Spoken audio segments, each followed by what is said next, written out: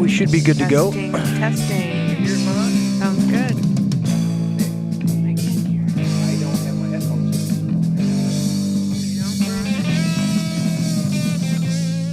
Huh? You want to hear out of one of mine?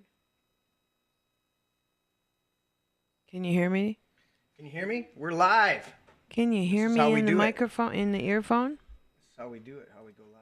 No? Let me see. I can just hear you. Okay, you'll be all right? Yeah. All right. I'm hoping that all printed Alrighty. out correctly. Oh, happy day. Oh, happy day. So I'm going to grab my headphones real quick, and you'll have to entertain the people for just a minute. Oh, yeah. Say hi to everybody. Oh, hi, everybody. Let's click over and see what we say got it. there. Hi, everybody. There you go. Well, what have you been doing today? Let's get you over here by the microphone so we have a little chit-chat. What'd you do today?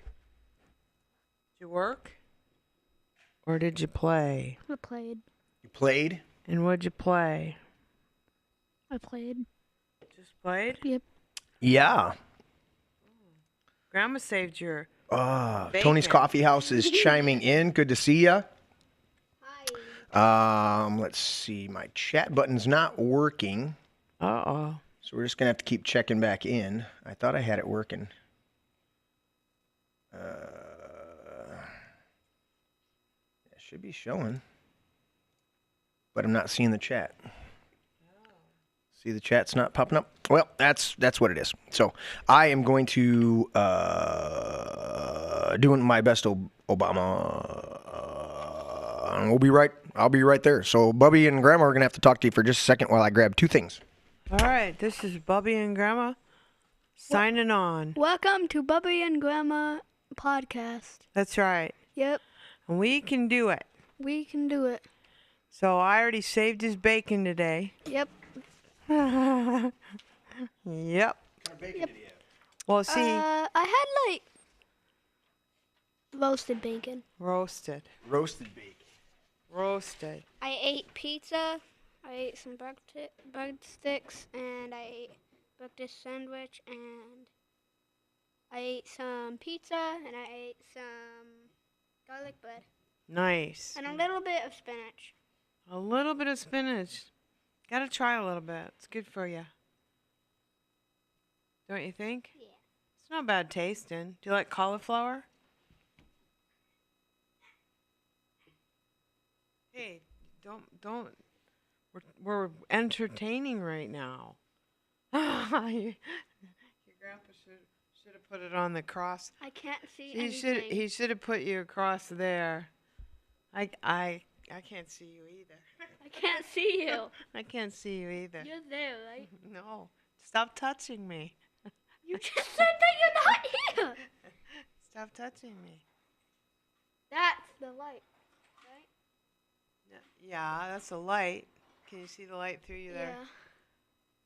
But I cannot see the table or anything. I can't see you. No. I'm trying to figure out if we're on camera.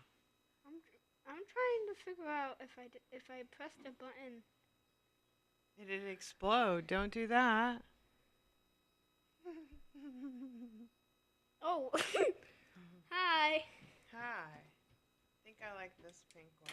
Yeah. What color did Vince want? Red. His Who favorite color knows? is Did red. we have music? No, red Did is we have music when we Grandpa's. started up? So we're good. We had music when we started Okay, up. I good. heard it. Which one do All you right. like? You got your I've in? got a new set, Can I have and they're untested, so I'm just gonna wing it. purple? All right, wing it up. Looks good, sounds good. Thank you for that update, Tony. Appreciate it. Tony's Tony? Coffee House. Tony? We like it when people are tuning in there. Yay. We appreciate everybody being in the chat, being in the sand. Right. It's always fun for people. So, check, Michigan. Let's see. Is this thing Check. Did he already said it? You low? I am low. I mean, it's good. Can you hear me? I can hear you. I think I need to turn this up. Can you hear me now? Can There you we hear go. me now? My headphones were. I usually use the wireless headphones, and today I decided to go wired just because everything's downstairs and I wasn't fully prepared for it. So it's all good. Right on. And I'm going to silence my phone, but we are live. Whoever's live over there. There we go. So this is my brain. Jeremy Scott Gibbs and Grandma Connie are in the house so far. Vince is downstairs getting his dinner on, and Bubby's sitting there. Taylor Vincent too. What was that? Well, when you said Grandma's sitting there, and then you went to Nate and Vince, he was like, he worded it. No acknowledgement for No, Bubs? he worded it, Jeremy. What about me? What about you? I don't know. What about you, man? He didn't verbalize. He didn't verbalize. He quietly left it. What about me? What about me, man? Me. All right, these are different than my normal headsets. I don't know if I'm gonna like these or not. Because They're just sounding different than my normal headphones, but that's cool. It's all good. Okay. So, Mayhem, the midterm Mayhem tonight. I went and voted. Mom, you went and voted. I did. So we're gonna Did get I put into. my thing on? I don't know. didn't even put I brought my sticker on. stickers. Where'd I put them? I'll have to run down and get one. I got my stickers right here. I got my stickers. Yeah, by my purse, I think. Here. I got my stickers. I got both my stickers. So there we are. Yeah, you want to run and get them? There's one of my Right stickers. on the counter by my purse. And Thanks. Oh, there's my other one. Right there. I got both my stickers. I got two downstairs as well. What's that one? Oh, different I voted. Yeah, the different I voted. Yep. Yeah. I wanted both because Vince and I we surrendered our mail-in ballots. We didn't want to mail in. We wanted to go through the actual, thing, which wasn't, it doesn't take that long, No. No. but it was really cool because we knew for the most part what we were doing, and but we had to wait. We had to wait because we dropped it off the clerk's office, which was a building over, and then we had to come back. So we came into the precinct, and she said, and we had our ballots, and she's like, I said, where do we turn these in? Right. And she's like, oh, you can drop them off over there. I said, no, we want to vote. We want a ballot, Right. Right. And she's like, okay, well, you got to Like, take it why over did there. you get a mail-in one anyways? Because Tanya and Vicky got them. Ah. Tanya and her mom wanted to get them, so they went ahead and got ours. They did it in the past. I think yeah. last year there was a real small election, Yes. and no major political things going on, but there was some small stuff last year, and they got the mail-ins, and we're like, okay, whatever, and I can't remember if we did the mail-in on 2020. I want to think that we voted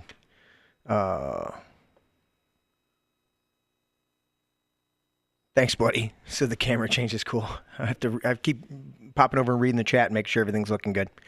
I don't know if Tim is in. I don't know if I loaded up the Discord to make sure he's available. But anyways, it was really cool. So we'll get into that a little bit more. And we met some cool people, just having some chats and stuff. And I was wearing the shirt that I'm currently wearing when we went in there, and it was. One person said, "Oh, I really love that shirt, but they're not like really big on you on like having political stuff." Because Vince, I don't know if he's gonna wear it up here, but he had his a Trump shirt on, 2024 Trump shirt, but it's real subtle. It's a big eagle and stuff like that, and then at the bottom it says Trump. Mm-hmm. I think the top says 2024 he will return or something like that. I don't remember exactly the design, but it's a really cool shirt. And he was wearing that, and they were kind of like, yeah, it's not, that's kind of, they're considering that now to be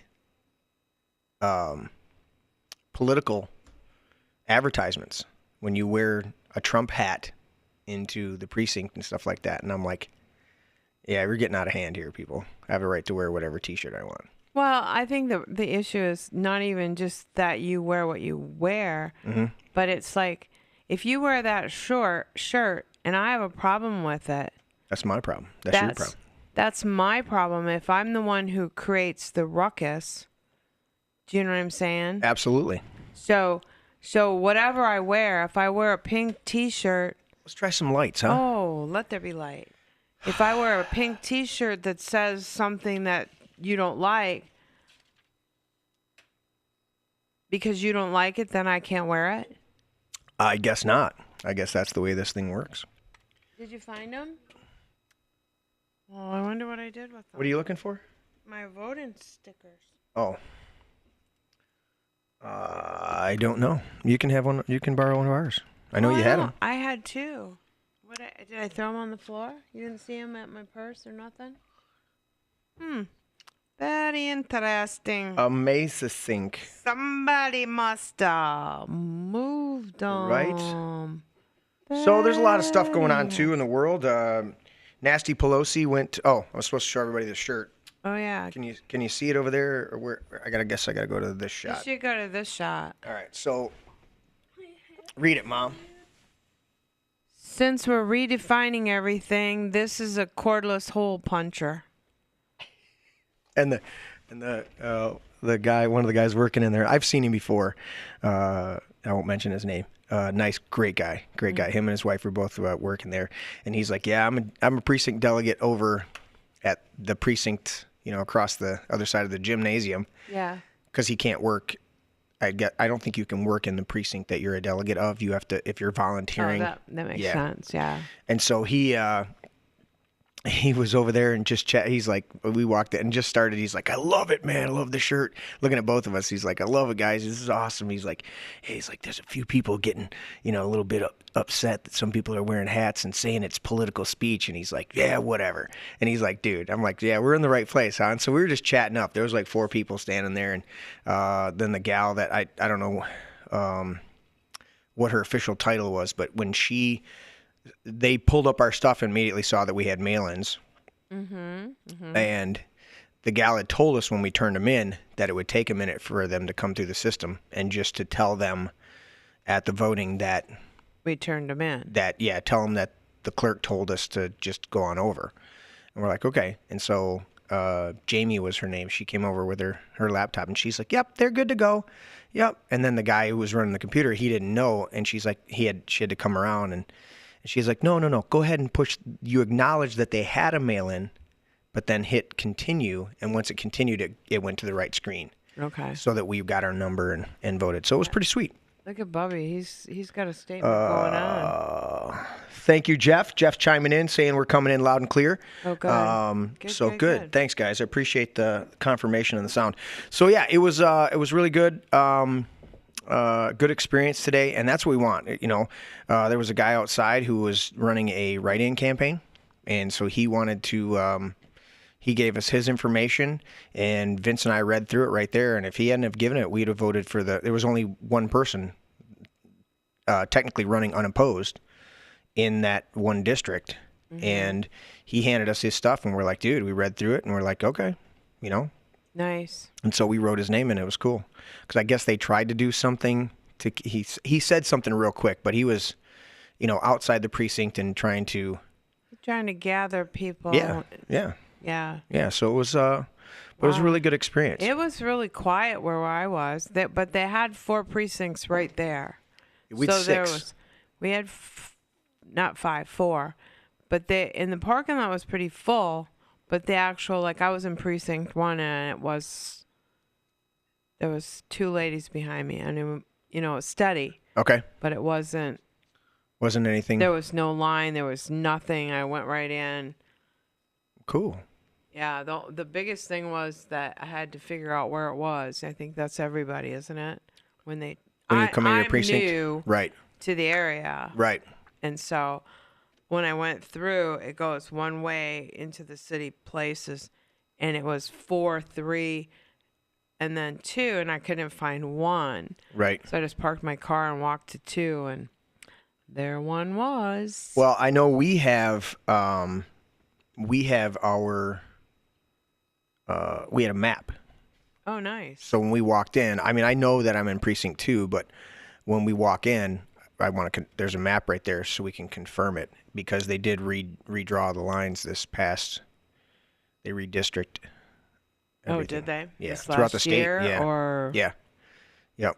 That's a number of campaigns where they were saying, "I used to be your, the congressman for this part, but now the district was redrawn, and so I have to run for, some people that have been in there for a long time, Right.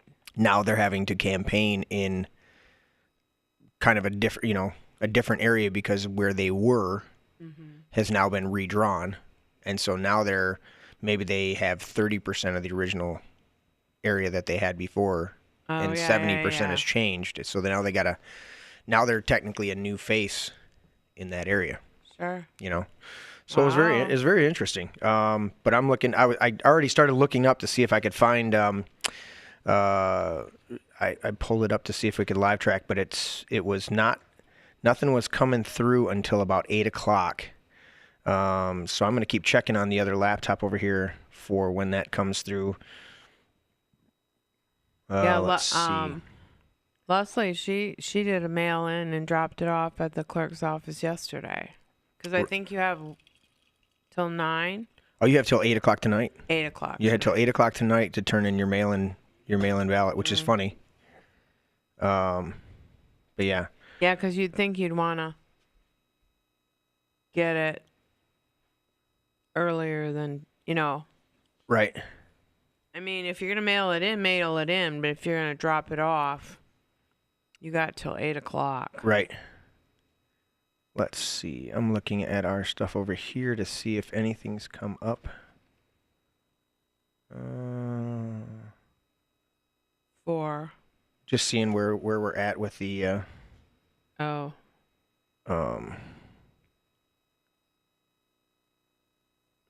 This is 2020. Oh, that's what is this? Let's see if canvassers. Oh no. Livingston County, but then this is not even the right county. Livingston County, New York. No wonder I'm not getting anything. Wow. I'm like, what? What? This is not right. Who are you looking Livingston at? County, Michigan.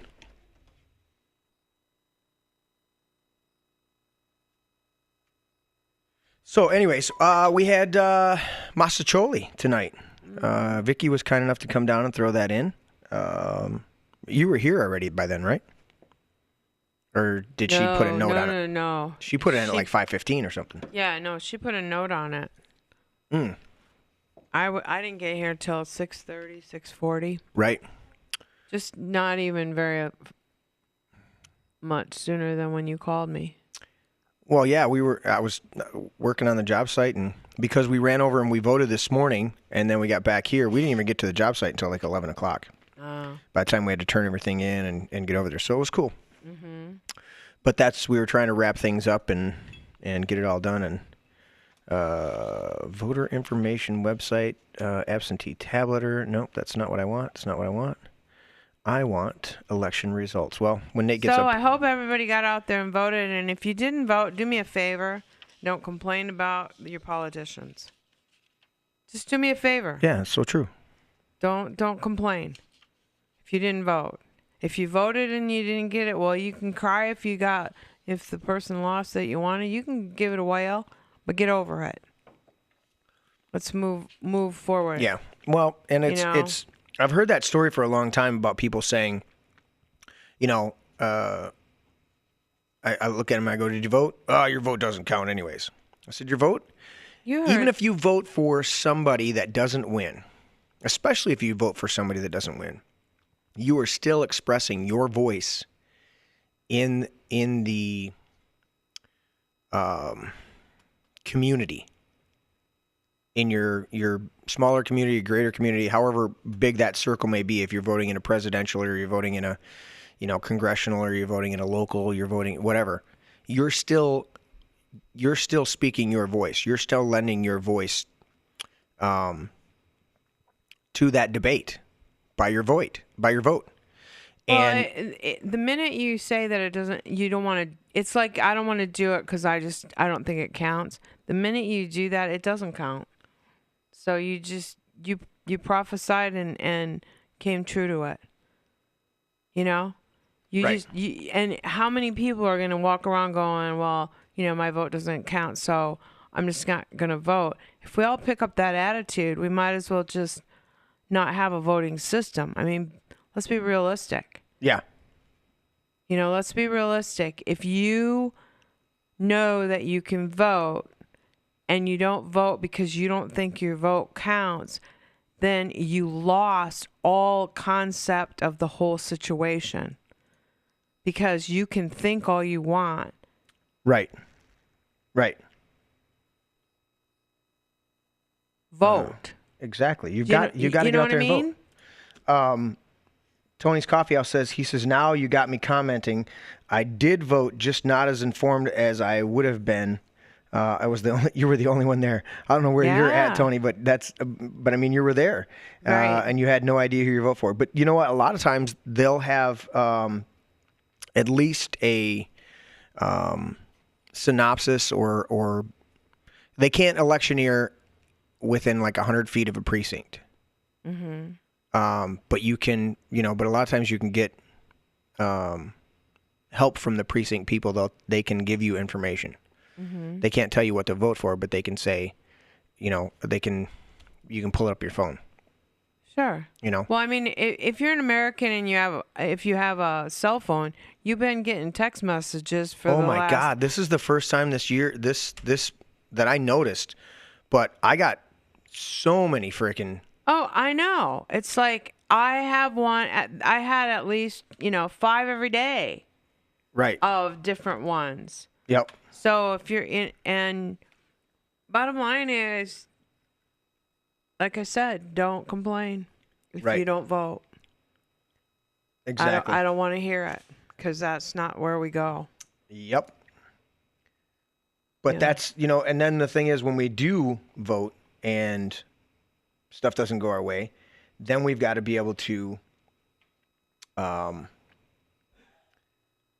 assess the situation and figure out what's going on. I'm not very happy at all that President Trump endorsed Tudor Dixon. I didn't vote for her. Mm-hmm. I voted for Ryan Kelly. Mm-hmm. But we'll see what happens. No matter what, whether it's Tudor Dixon, Ryan Kelly, or the 3 other people that were running. Kevin Rinke was the only other guy that I can call off the top of my head. There was another guy that was running. Those two other guys looked really good. But Tudor Dixon was the one that Trump just endorsed last minute. Mm-hmm, and she got a 20% bump. So they're expecting her to carry the state. Mm-hmm. But either way, it opens the debates. That's the interesting thing is I've heard the statement that, why don't you've got all these different groups of people, why don't they all just get together and not, run against each other? Well, that's fine in the general. But when you're in a primary, it's important that you have many voices out there, because they bring out so many different issues that it was like I've talked about Mike Dittmer, and he's running in my county, so I got to probably vote for him. And he's running against Lana Theis. I think it's pronounced Tice. I don't know. It's Theis. Mm-hmm. But he said, when I went to his rally, and I talked about this on a previous show, he said, she's conservative. We're very, very similar on most issues. And she's voted, he said, and then he began to point out the 3 or 4 things that they were totally different on. And he said the reasons why. And I was like, that's it. That's the details, and that's what made the difference for me. In seeing Mike, and I've been following Mike on, Facebook and stuff like that, but then she's got the big money behind her, and she's got some other stuff. And that's the problem with Tudor Dixon, is she's been endorsed by Never Trumpers. She's got some, of those types of people behind her. And I'm not saying you can get endorsed by people and it's, nothing to do with you. But when you embrace that, then it's a different thing. So, there's 2 of them over there. So I'm trying to keep up in chat over here, guys. And let me know.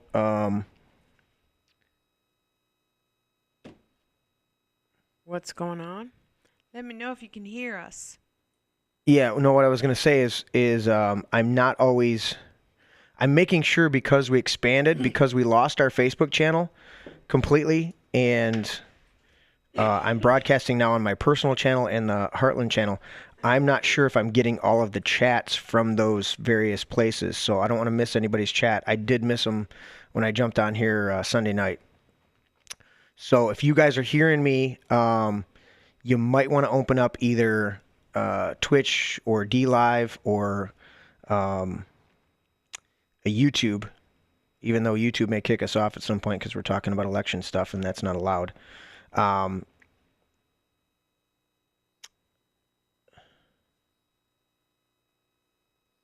But if you guys want to, I'm not seeing anybody from Facebook in chat yet, so I'm checking over on Facebook, and nobody may be chatting yet, but I had a bunch of comments from Sunday that I just didn't get to because they didn't come over in my main feed, so I'm just keeping an eye on it, guys. Mr. Allen, are you in? Let me see where you're at. Tim says he's in here. Say something in my ear. Oh, did you find your sticker? Okay. Betcha. There. Oh, you got different ones. I know, that's why I wanted to bring it up.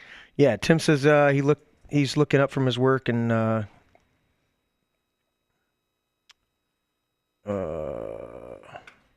Yeah, I got they had a different one too, and I don't know if it was either one of those. Yeah, you know what? It's funny, Al. The D Live, I'm trying to consolidate and change all the titles to be the same, because some of them, like, I'll forget on the Rumble. So Rumble will ask me at the end if I want to broadcast as Apostle JSG or as This Is My Brain, and sometimes I forget to click the right button. So it'll broadcast as, and then I'm like, do I have two channels? No, I have one channel, but then I also have a, like, on Rumble, it's not really it's all one thing, but I can search it one way or I can search it another way. It's how I label it. So it's kind of interesting. It looks like you have two channels, but you don't. It's all one. It all leads back to one spot. So some of them. So yeah, Al's saying that on D Live it's Apostle JSG, and that's probably true. Instead of This Is My Brain. Yeah, and so that's fine. Tony's Coffee House said voted for Garrett. Is that one of your somebody running for representative? That's what I'm asking you, Tony. Tony's Coffee House. I'm not hearing you yet, Tim. If you're in there, I have you muted. Well, I'm sorry, buddy. I didn't realize I had you muted. Let me see. I don't want to put that in. I want to know what. I just want to see the ballot. Won't let me see it. I don't think I have you. Do you need to do Team Viewer?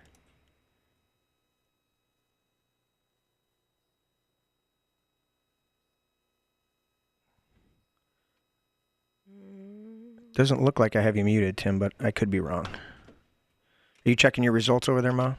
No. Should I be? Well, I can't find mine. I haven't been able to find mine, so.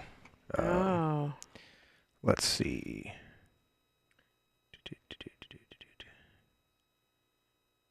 I'll have to get back to you, Josh. Let's see. I'm on here, buddy. I don't know. What are you? Well, I'm trying to get.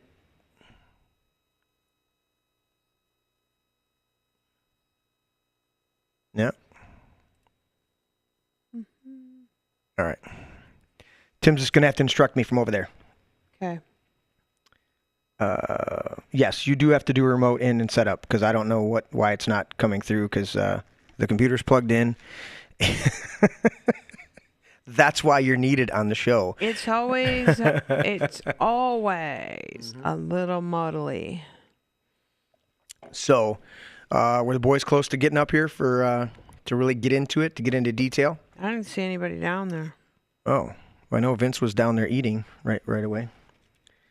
Yeah, that one's on the tower, but I'm thinking that it's the laptop over here that's the problem because that's where the sound's coming through on the Discord over here. Oh, okay. What'd you find, Ma? So Tudor Dixon, Ryan Kelly, Ralph Reband.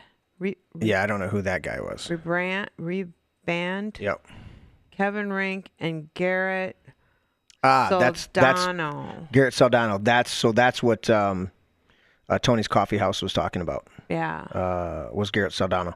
And I looked at Garrett Soldano. He looked good. I just know that the one that really stuck out to me was Ryan Kelly. I watched saw a lot of his stuff on Facebook and things like that, and so yeah, he was the one that was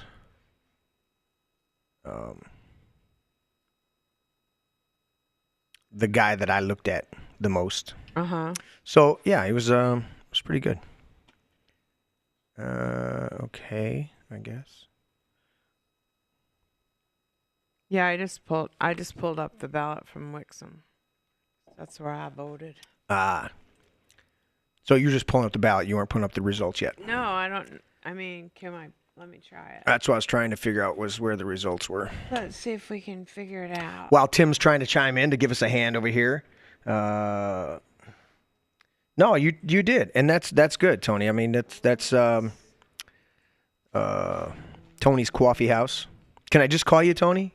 Tony. I'm calling him Tony's Coffee House because I can't do that. Tony. I can't do the Tony because that's the other Tony. Oh, Tony Bradley. I don't want to be. He's not tuned in tonight. He might catch the rebroadcast. Yeah, but he might. Oh, he'll be offended. It's like if Ma didn't treat him right.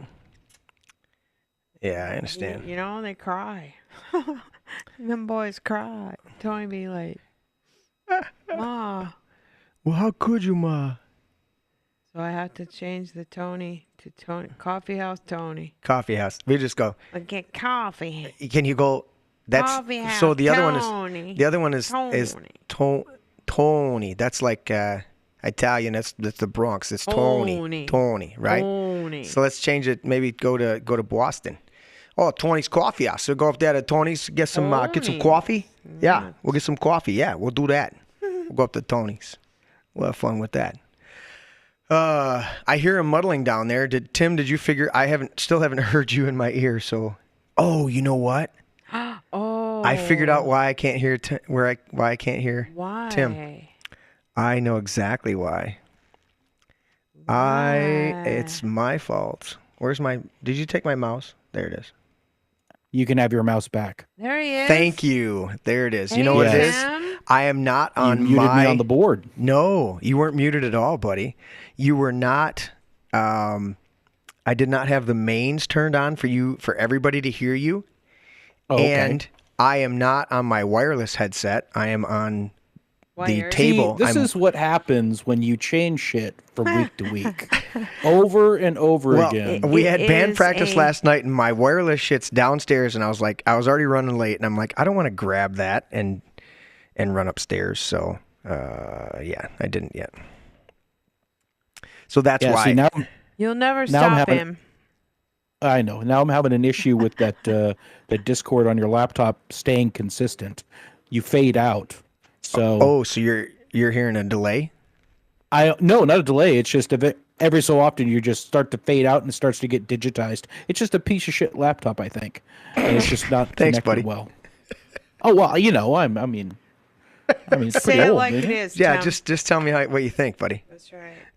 All right, we'll keep monitoring that stuff, Ma. Ma's got some election Yeah, stuff it's a pulled up. weird connection, but Yeah.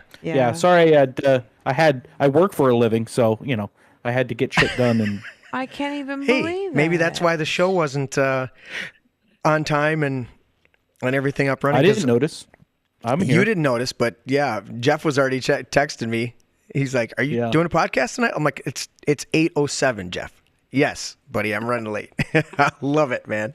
Jeff, you can bug me about being on time for the podcast anytime because I know that means you care. You're like, "Hey, it's 8:00. They haven't started yet, dude. What's up?" So I appreciate it. I'll get caught up by watching, but I got to order some food too, or because I'm not going to be able to get out of my desk. So yeah, get you some food ordered, buddy.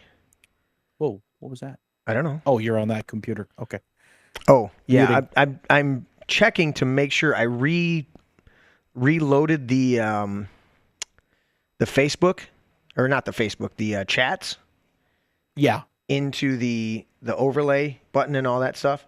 Well, it looked like it worked, but now I can't get the chat to come up on the main screen so everybody else can see it, which isn't a big deal.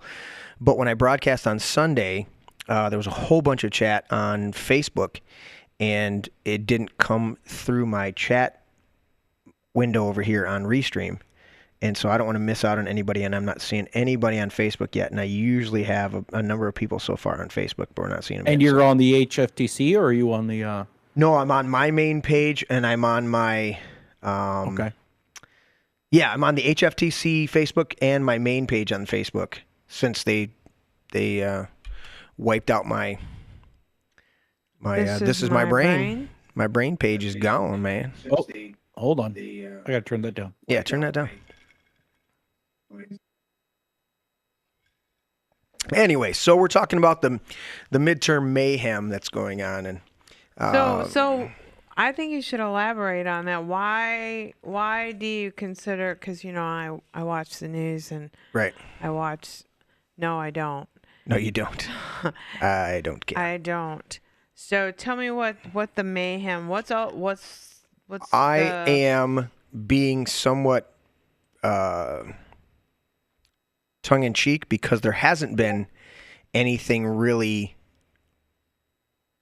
strange going on at this point. Right. There hasn't been anything really going on. There hasn't been it's been relatively quiet. I mean, there's a lot of except for him sending it to us on the phone and trying to but I'm saying is there's been a lot of but there's not been a lot of negative. No, there's just not been a lot of movement or anything going on with it as far as you're not hearing like we did in 2020, right? That was just a meltdown. But what I'm anticipating is we just went through the primaries and they were pretty quiet. I think what's going to come out of these primaries, and we've already seen it across the country, and I'm very curious as to what's going to happen. But there's going to be a lot of rhinos, Republicans in name only, and a lot of establishment people that are being challenged in these primaries that are going to get ousted. They're going to get they're being challenged and they're going to get removed because people are done with this.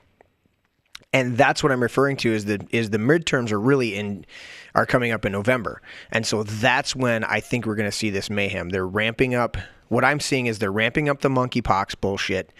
They're ramping up a whole bunch of Nancy Pelosi is going to go start World War III by going to Taiwan. They said the monkeypox was 5,000,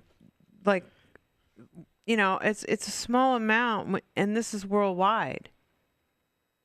That was a number I heard yesterday. It's only in the homosexual community. But that's what I heard yesterday. Is 5. Yeah. So they isolated us in COVID, and now they're saying, "Oh, the monkeypox is going to spread," but isolate them. Three states have declared states of emergency over monkeypox. It's bullshit. And the only reason they declare states of it? What do they tell us how we get it? Yeah. Through homosexual activity. Well, then the people that have got it are predominantly all gay or a couple kids. And you know how the kids get it? Being molested by a bunch of fucking pedophiles. Oh. Yeah. I've heard too much news on this shit. That's why I don't watch the news. Well, That's why I don't want. I mean, Alex, I really don't. Infowars is where I'm. Because it's just devastating. Yeah, it was funny on Tucker Carlson though the other day. Is they came up with a name for. They did a. That's right. I heard that. What was that name? I'm trying to think. We have to look it up real quick. I was just trying to think about that. I was like, that's right. Where did I hear that name? I tuned into Tucker live, not expecting to. I think I have that clip. I ran it in one of our shows this week. Let me look. Yeah, see if you can pull it up because that was funny. I'm like, whoa! It was straight up the term that he came out with. Mm-hmm. I was like, this is like watching Alex Jones, and I know Alex and him talk up. Dice. I think Dice covered it. It as a tongue in cheek. Dice had it on one of his pieces. Dice may have done it, but I know it was Tucker that I saw it where Tucker was saying Dice covered Tucker's clip. Yeah, on a piece I think we used this week. I'll look. That was excellent. I was like, because what he came back with was so out there. Like not out there as far as we're concerned, but it was so non-mainstream. Like it was a straight up slap in the face of everybody who believes any of the bullshit. It was like, I don't know, Tim will find the phrase and it's like, holy cow, Tucker did that on primetime TV on Fox News. He gave this term and laughed about it, and then Hannity, comes on after him, and they talk for a minute, when they're switching from his show to Hannity's show, and they're laughing, and it was like, dude, I'm like, yeah, because I know, Tucker doesn't talk about it big on his show. It's not, he's got an hour a night to do his thing.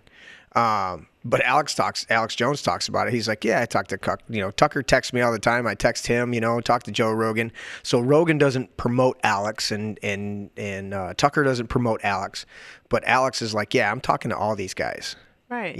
And making sure they have information, and they're sending me stuff and I'm sending them stuff, and they're, so the behind the scenes, they're all communicating. So it's really funny when I see Tucker covering some of the subjects, and Tucker's been, over the last how many ever years, he's just gotten more and more hardcore. Because he's only doing an hour, it's more narrowly focused, but what he does cover night to night, he nails it. He tears it up. So we'll get that terminology here in a minute. What computer am I on? Oh, I'm on this computer. I don't need to be on this computer. That's what happens when I have one trackball for two computers. I got to switch real quick because I'm over here. So anyways, we'll see when the boys get close. We can go over dinner. We can go over all that stuff. We still haven't done, well, let's look at this. Joe Biden's approval rate. I got it. You got it? I got it. All right, we'll go back. Yeah. I could send you the link for an article too, but Tucker Carlson mocks monkeypox, renaming it, calling the virus schlong COVID. That's what it was, schlong COVID. Schlong COVID, dude. Nice. Dude, that was it. Schlong COVID. Dude, that was awesome.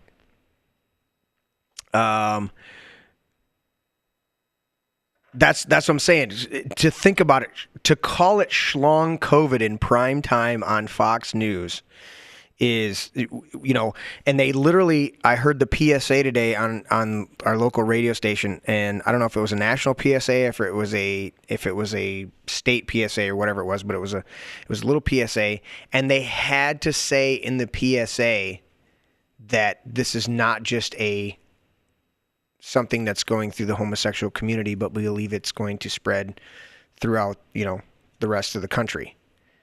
If you have to say that, you know exactly what's going on. You're kind of planning on it. You're saying exactly what you know is going on to happen. You're so like, to speak. well, because they're not going to come out and go, oh, this is just the people that are being honest are going, this is just happening in the gay community.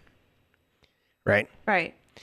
But the other ones are like, no, it's not just happening. We all have to be aware so that we can be careful and be safe this year. Yeah, because you want to lock us down over another bullshit thing. You locked us down for the flu. I'm sorry, but, basically, aren't you careful anyways? I tell my kids and grandkids to pay attention to what's going on around you. Because there's nothing worse than finding out after the fact. Right. That, I didn't know. And I hate that answer. It's like, you didn't see that? And I see a lot of adults who don't have their eyes open. Exactly. But isn't it funny that there's a lot of people that do have their eyes open, but it's on a graduated scale? Well, yeah. Their eyes are open. They've opened their eyes, but they haven't opened their eyes to everything. And that's understandable.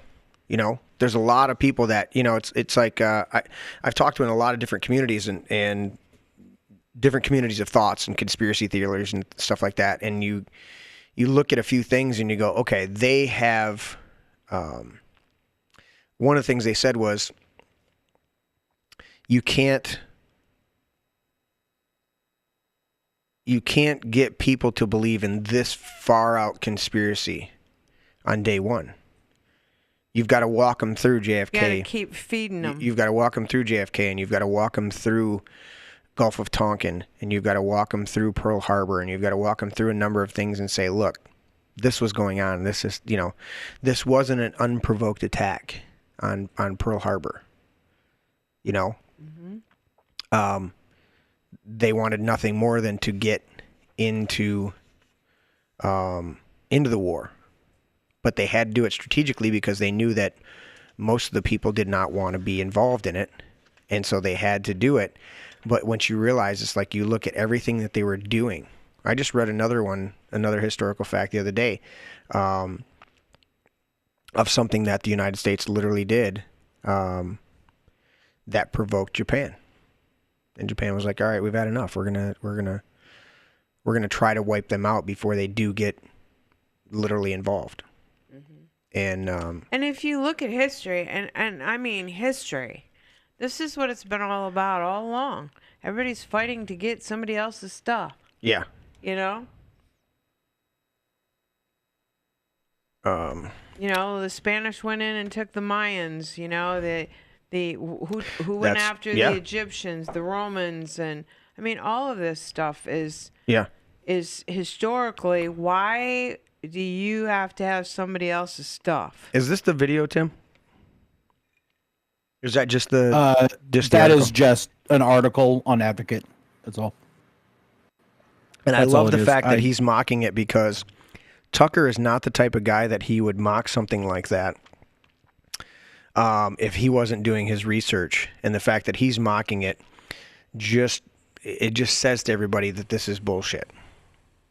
And they should be saying it's bullshit. You've seen Tucker get more Alex Jones? He's changed his... he's gotten more Alex Jones, for lack of a better term. Over the last... I watched him for... 5 years plus. Every time I see something come up, I'll see what he does. He used to be pretty kind of even keeled, but right. No, he's hardcore now. I've seen him get, very. He's got a weird way of satiristically eviscerating absurdity. That's what he does. Yeah. He's very entertaining. I love it. And the funny thing is, I don't listen to him. I don't go out of my way to listen to him, in prime time when he's on. I was sitting here the other night and just relaxing, and I just started clicking, and I'm like, oh, Tucker's on. And I caught it. And it was just like the last 10 minutes. And it was when he said this. And I'm like, oh, I must have tuned in at the right time. This is what I need to hear. But I hear Tucker more on Alex Jones, because Alex Jones or Harrison Smith or Owen Schroyer will play clips and go, listen to what Tucker said. Tucker was on it. Tucker was kicking ass, and we're going to play this clip from Tucker Carlson. That's where I hear more of Tucker. But when you tune into a whole live show, of course, you've got to endure the commercials. But that once you do that, he's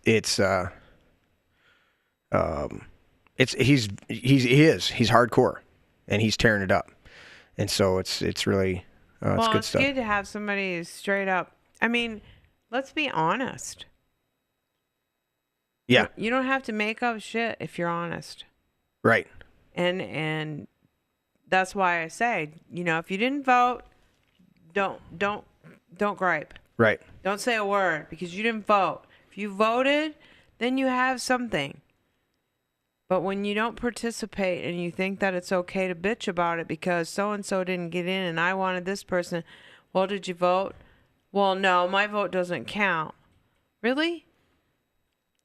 Your vote only counts when you don't use it. To you. Your vote only counts when you don't use it. Yeah.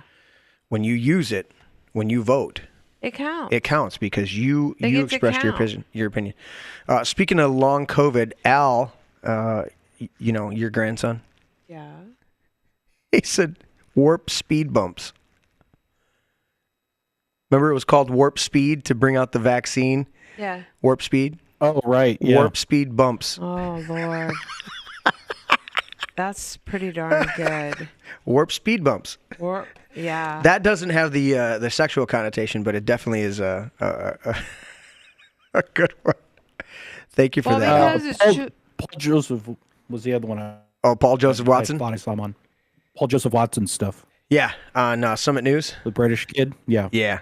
Yeah, he used to be like fully tied in with Alex, and Alex yelled at him, and he said, dude, you've got to break away from me and have your own independent platform, and we will still always work together. But if you don't go independent from me, they'll take you down when they try to take me down. And it was extremely smart move. He's done that with a number of people where he helps them on his platform, and they get to a certain place. He's like, all right, now do your own thing, because they're just gonna come after me. And he's facing he was facing 4 trials. Alex? Yeah. And they just had the main company just declared bankruptcy to try and set aside the 3 other trials, because he's like, look, we don't have any money. They're trying for $150 million. For what? For Sandy Hook distressing the parents of Sandy Hook, because they said he said stuff about Sandy Hook, and they have all the proof of all of his broadcasts. He's like, I devoted about a half an hour to it as a focus point. And he said there were a bunch of suspicious things. I said they look suspicious, but in the end, he said, I believe it happened. And they took a ton of shit out of context. And, the judge didn't even, the trial that he's dealing with right now, they have a jury impaneled to give evidence as to how much money he's going to have to pay in damages, because the judge ruled without a jury that he was guilty by default. Oh yeah, it's a By default of what? Because Like they he didn't demanded show up they or demanded something? That's they a default. No, he showed up. He gave him more disclosure information than any of these big trial lawyers have ever seen anybody give. And the judge said, well, you haven't given us the information on your marketing strategy for how you made money off of Sandy Hook. And he says, we don't have a marketing strategy. I look at products that I like, or we develop products that I like. He said, I cut little ads for them and we put them up. There's no strategy.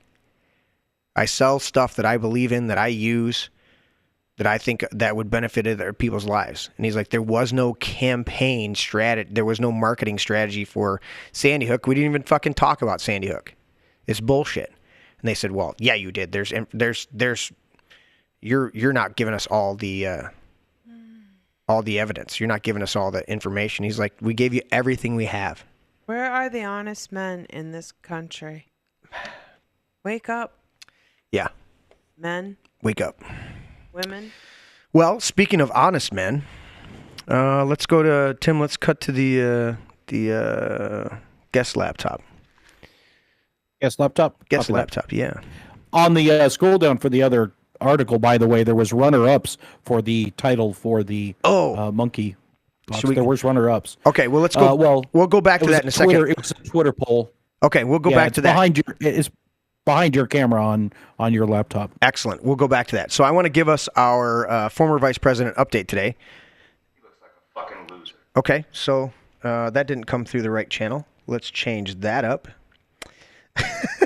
Joe Biden approval rating hits new low despite killing of Al-Qaeda leader. Now there's some information going on. Let me see. Hold on a second. What did I just watch live? That didn't come through either. What? Sorry, I stole the mouse for picture-in-picture. I know. And what frickin' thing am I supposed to... Oh, I'm supposed to be on that. That's right. Now let's try it. He looks like a fucking loser. Now the audio's in the right place. Better. Let's see. What else is going on there? The imbecile. That's the dumbest motherfucker that ever lived. Oh, okay. Anyway, so there's some word going around, and I haven't unpackaged this yet, but they apparently tried to say that they killed this Al-Qaeda leader, okay? I don't know. Tim, were you hitting a button? They said that they killed this Al-Qaeda leader, but there's some news reports back from May or something like that he was already killed. So what is he jumping on the bandwagon to try to... No, they're saying they just... flesh wound. They said they just killed him. Like, you know, when you go back and you actually unpackage it, they killed Osama bin Laden like 4 times. No, they did. And then every time that they go, oh, yeah, we actually killed him this time. Remember? And then the time that they actually finally killed him, and then they buried him at sea, which is ludicrous. I mean, you don't pull that shit. Anyways, it's all bullshit. All right, let's go back to Tucker Carlson. I like that. Let's see, where was that? You gave it to me on... That'll be behind your camera on your laptop. On the browser? Yeah. Okay. And just scroll down. Second runner-up on the name. Scroll down further. Fauci. The poll is below that. With 20-something%. Scroll down further. There's a Twitter poll. Twitter poll. There you go. Okay, so Schlong COVID won by 39%. Adam Schiffless. I love that one. Adam Schiffless. The Hunter Hives. The midterm. Hunter Hives. Yeah, midterm variant is very apropos. I think that's what they're going to try to do, is the midterm variant. And where was the Adam Schiffless? Adam Schiffless, but you said something about Fauci? Oh no, I misspoke. Oh. I meant Schiff. Adam Schiffless. Hunter Hives, the midterm variant, and Adam Schiff. I could go with all those, and we'll add Al's suggestion to the warp speed bumps. Yeah, warp speed bumps. Warp speed bumps. Yeah, I like all those. That's hilarious, man. That's the shit that we're dealing with and living in. Is that it's so deadly that people are making absolute mockery of it, making so much fun of it that you go, yeah, that is ridiculous. Ridiculous. Mom, are you looking up results? Mm-mm. Are you doing other texts? No, I've gotten texts from like 4 people. I was reading this Al Qaeda thing, and because I don't watch the news and stuff. Yeah. So when I was watching, I think it was Owen Schroyer was bringing it to that this. In fact, there it is when you pull up. Owen Schroyer was talking about it. So some other news. The leftists push the world to the brink of war as the Great Reset starves out the population. Nasty Pelosi. Oh yeah, there's our. Oh, there's my boy. Yeah. Pull that. Vince and I do it like the Beatles. Pull Joseph Watson. Yeah. That's how Vince and we refer to him. It's Paul Joseph Watson on InfoWars today.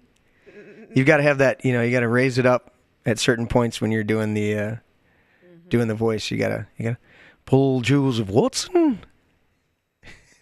That's the gait and the inflection, and I think I hear him. He's maneuvering up here. So yeah, Paul Joseph Watson. Let's see. There's a video on InfoWars about the. Check that out. Go on InfoWars, and it's right on the front page. Graphic video: COVID vaccine genocide of 20 and 22. That's crazy. What the hell? 80-year-old man on that 2022 vaccine. The video.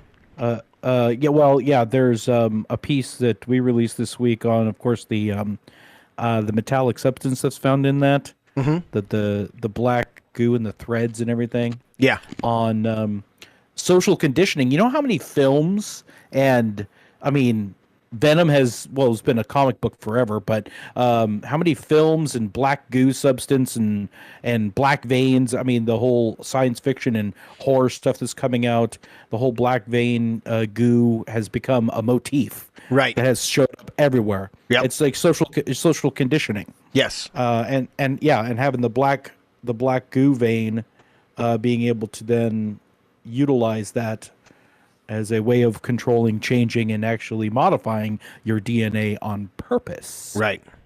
For benefit. And becoming X-Men. Yeah. And isn't that an interesting side note that there's so many of these sci-fi movies, and I love sci-fi. I'm a big fan of a lot of them. I've really enjoyed the majority of them, sci-fi, but they have taken the idea of tinkering or straight up manipulating and what's another word for it? Manipulating and destroying it. The human genome, the human body. They've taken that to such a level of the only time it's a bad thing is if somebody becomes bad because of it. But otherwise, when a spider, a genetically modified spider bites you, you become a superhero. When, they put adamantium in you and, you're a decent guy, you become the Wolverine. When they, all the X-Men and all these people, and they've made it this thing that the mutation becomes it. That's what's going to bring the underlying concept there is that the mutation is what's going to take us to the next level of evolution and make us better than our former race, our former self, as a human population. And once they've programmed that into us, that we're looking for that augmentation, we're looking for that, and I'm not ascribing malevolence to the vast majority of them, but it's obviously it gets hijacked. When Luke cuts off, or when Darth Vader cuts off Luke's arm and he gets a prosthetic arm, a robot arm, and then you discover that that Darth Vader is more machine than man. He's pretty much all of his limbs are cyborg and stuff like that. They're pre-programming us that you can be even, not that your disability, you can have an arm that gets you back to some functionality of that lost appendage, but literally that removing that appendage and having an artificial appendage put on there actually makes you better, which is a lie. You're never going to have the same dexterity in that arm. Any of it. You're never going to have the field of energy. You're never going to have anything by putting... You're not going to have the touch, yeah, the whole thing. Yeah. You're never going to have that by adding something artificial to your body, but that's what they're pushing. That's what they're saying. Either whether it's on the electronic scale of putting a chip in you or something like that, or whether it's gene manipulation, they're pushing that. And I think that's how people were more... readily accepting of, they had to change the definitions, but more readily accepting of things that are, recombinant, how do you say it? Recombinant DNA modifiers and stuff. They're modifying your RNA, your DNA, it's an mRNA reprogrammer. And they're like, well, yeah, okay. And in the back of their mind, how many of those people are thinking about, well, maybe I'll become an X-Men? What were you going to say, Tim? Well, you and I had a conversation earlier, and this I don't want to transition this far, but you're talking about the advancement of the abilities of humans, and if there was a way to hybridize our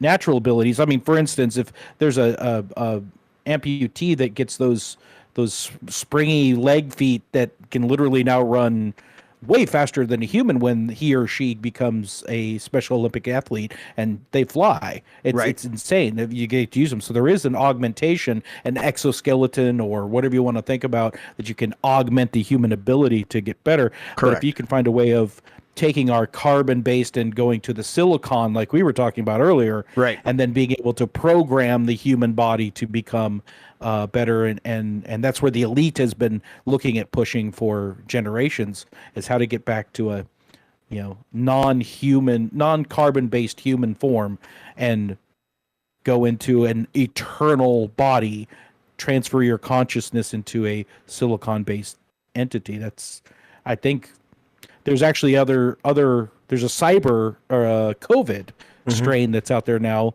That was what they're calling it, as cyber COVID. Cyber COVID. You mean? Yeah, cyber COVID. Yeah. For your tech devices. And I don't know if you picked up this story, but it's cyber COVID is eventually you will not be able to use your devices without getting periodic inoculations for your actual devices. You will be cut off from communication in society without agreeing to the latest download, update, whatever it is. Right. Yeah. Now, so combine those two. Yeah. What if your human body is a computer and you cannot continue to function in society without the latest download, With update? the upload, yeah. Right. Well, and that's what they're trying to do. That's the... Well, if they can't make the robots, they want to control us with fear, so... Right, and that's the situation we're looking at. Is they're trying to subliminally convince people that this is a better way, and that's something I kind of want to get into as a whole. I want to do a whole show on it, maybe a brain cell, like I did this past Sunday night. But I really want to lay it out. But just to touch on the subject is that true immortality is tied in your progeny, your offspring. That is the true, when you look through the scriptures and you look through history, and even the elites understand this because they plan out things for 200 and 300 years. The people that laid out what we're living in right now, laid it out years ago. And when they laid it out, they were anticipating that 4, 5, 6 generations down the line, this would come to pass. Well, that is true immortality. So when they talk about these elites trying to have immortality through a silicone existence, I look at that and go, these are people that have planned for years to implement, for centuries, to implement certain activities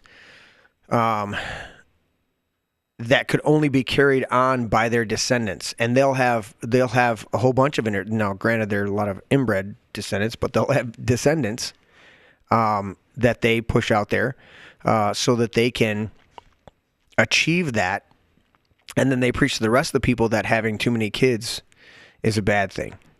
And what they're doing is they're destroying the true nature of what immortality is. You want to live forever, you pass on your best traits, your best characteristics, and your best knowledge, wisdom, understanding to your children so that they can take the baton from you and run the next leg of that marathon race, that relay marathon.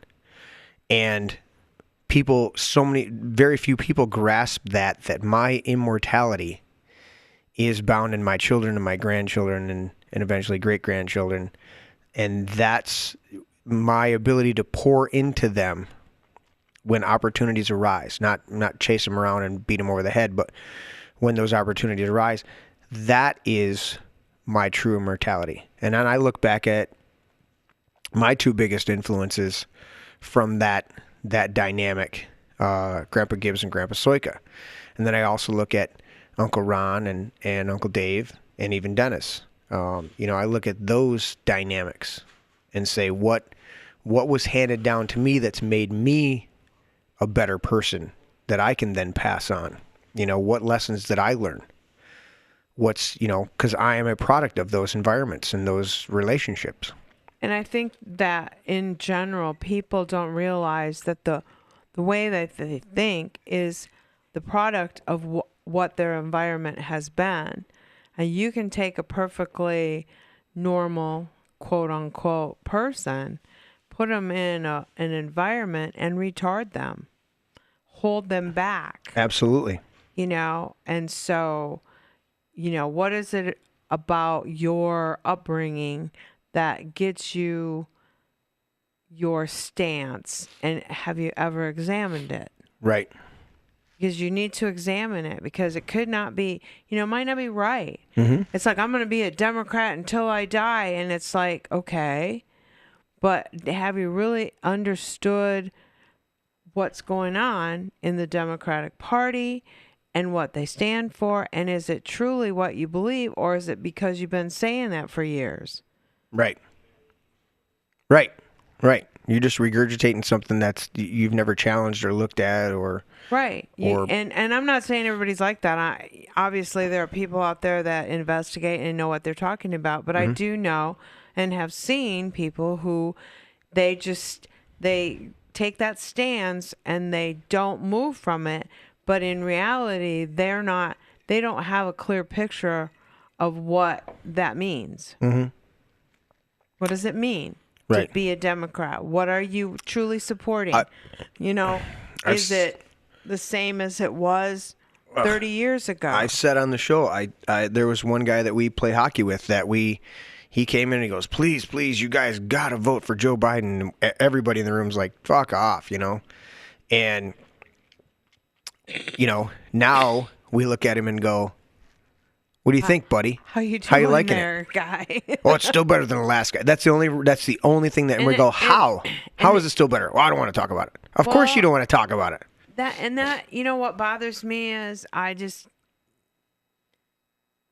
you've placed, okay, when you go into business, you make business decisions for the benefit of the business. Mm-hmm. Okay? Yep. We have politicians in office to benefit the people. Right. Not to benefit the politicians. They're supposed to be our public servants. But the bottom line is it's backwards. Mm-hmm. The politicians get in there because they benefit. Right. And they look at us and go, whatever. Because I can guarantee you that we're not being represented like we want. Right. Oh, absolutely. Like we need to be.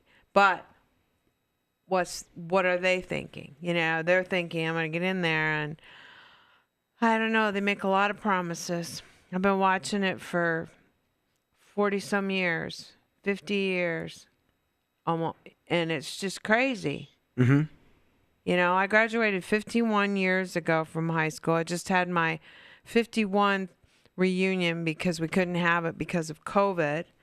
Because of the government lockdowns? Yeah, because of the government lockdowns. Mm-hmm. And for 2 years, 1972 couldn't have theirs, 1971 couldn't have theirs. Because of the government lockdowns. And this is the year for 1970. So we combined all three classes, which was awesome. Mm-hmm. But in reality, it should never have been that way. No. We should have been able to do that. But I look at that, 50 years ago, we were in Vietnam. Yeah. 51 years ago, we were in Vietnam. Mm-hmm. There was turmoil everywhere. So you Right. talk about conscientious objectors. You talk about, all the protests. Mm-hmm. And it's like realizing that today is just today. Right. It's going to move along. So what are you doing today to make it better? Right. Where are you standing? Are you talking about it? Are you civilly talking? That's what bothers me. I just hate Trump. He just said He said mean tweets. Oh my God. And I'm like, oh, you know what? You need to stop. You need to stop that rhetoric like that. It's like, it doesn't show that Trump's bad. What it shows is you are not in control. Yeah, exactly. Yeah, I'm trying to read that, Tim. Be long life Democrats, so you can vote for the least evil one in the primary and then vote a Republican or third party in the general election. Nice. Yeah, that was one thing they said when we went in was you can only vote on one side. Yep. And I'm like, One okay. party. But you know what? That's a good point. Be Democrats and then vote, in the general for the Republican. But it's the people on the right side, the right-hand side of things, the generally the Republican side, not always, but mostly, they have a hard time being deceitful like that. In fact, that's one of the reasons I can't stand most Christian movies that are done by Christians. When non-believers, or at least people who are far more, what would you say? Just not your standard, suit and tie church goer. When they do movies, they generally are badass Christian movies. I mean, they're phenomenal. Okay, Because Mel we Gibson get doing into- Christian. You can't wishy-wash stuff. Well, that's what I'm saying is that most Christians don't know how to pretend. They're already pretending. Most Christians are pretending to be something they think they're supposed to be to please God. They're not on a self-discovery journey. They're pretending to be something. So when you're already pretending to be something, it's hard to then be an actor pretending to be something else because you're already pretty fucked up. That's a hell of an analogy. Right? But it is. I watch a lot of these Christian actors, and it's not just that their acting skills are B rated, that they're below, a good level, good acting. Right. It's that they don't know how to pretend to get themselves into a role. When you watch these very worldly people who've lost their soul a long time ago, they know how to there's so many actors out there that will just stay in character for the entire filming of the movie. Like even when they're not, the cameras aren't rolling, they'll stay in character because they have immersed themselves in that persona, and they don't want to get out of it, and they don't have to because there's nothing pulling on them to be their genuine self. And so that's why I have a difficulty with a lot of the Christians. So to have somebody pretend to be a Democrat, it wouldn't work because most of the people out there on the right side don't know how to pretend very well. They're off the cuff, being who they are. And then don't get me started again on the Christians who really have no clue who they are, but they've got a pamphlet, and a Bible, and they can espouse some things, but they've never gone on a journey of self-discovery. Well, I had a discussion with somebody, and it was a simple discussion, but I think profound. It's like, how do you perceive going to hell? Oh, right. And the perception is they want to put it biblically. Yeah. Yeah, say that 3 times. Right. They want it to line up with the Bible, okay? And so they put all of this perfectionism, so to speak, out there. Right. You can't drink, you can't swear, you can't smoke, you can't. Oh, shit. You can't. Oh, shit. Already. you can't. Fuck that up. I heard that. You messed that up. You better not. You got to dress nice. You got to look nice. I mean, there's a, and that's not what God says. No. There's one scripture that talks about putting away all coarse language from your lips. Well, I've heard a lot of coarse language from people who didn't cuss. Right. A lot of rude comments and a lot of negativity. Right. Yeah, I think that's close to the scripture that says something about coarse jesting. Yeah. Me and Yes. my buddy John tried to take that literally and tried our hardest not to joke around. Yeah. We lasted 7 hours. Because it just didn't fucking work. Well, No. yeah. It's like you don't think God knows who we are and what we are dealing with, and I mean when you get ticked off, you get ticked off. It's like you can't walk in this little perfect bubble that you do everything right, say everything right, walk the right way. I mean, just picture yourself, and that's all of you. Just picture yourself tripping over that curb. Right. Oh, and that's You know? It's just Luke scripture that kind of was relating it. I wanted to do a blue letter study on it with you at some point, but just the whole nature of films. Of course, I edit and I'm into films, and I've always wanted to make. Yeah, I've always wanted to make Frank Peretti style. Frank? No. Yeah. Yeah. Yeah, style, you have the right one. Yeah. Yep. Frank Peretti. yeah, He is good. Yep. Rated R Christian films to scare the shit out of people. Right. Let's get down and look at the dirt, because it's all around us. The Book of Eli is one of the most phenomenal films for the non-believer to get a vision of what it means to hear the voice of God and be led by the voice of God and not deviate no matter what you encounter. Mm-hmm. That But is Luke so 16:8 there. Yeah. It's in reference to the wiseness and talking about how Christians make films and how they can't act, and it's just the craftiness and the slyness of the children of light have a tendency, just because we consider to find ourselves more concerned with things that are ethereal and pious when we get ourselves into a false narrative of what Christendom is. Yep. And the world just does things better when it comes to some of those, the wiseness, the slyness, the craftiness. It's just, Yeah, they're better because at it. we try to suppress it because we think that we got to fit in this perfect little bubble in the box. Don't go out of. I mean, it's just like the word fuck. God forgive me. Right? You go, Right. oh, I shouldn't have said that and everything, but He's not going to condemn me to hell for that word, for using that word. It's not in the Bible, you know? Cussing is very, that's again why we make the distinction on the show is we cuss, we do not curse. I heard somebody the other day saying it again, and they were like, yeah, when I get around there, we're just we're using our curse words. And I'm like, curse words don't have anything to do with cuss words. No. You can speak a curse, which is the opposite of a blessing, over somebody without using any cuss words, any profanity. Yeah, and it says in the Bible, blessings and cursings come out of your mouth. This should not be. Exactly. How can you do that? Right.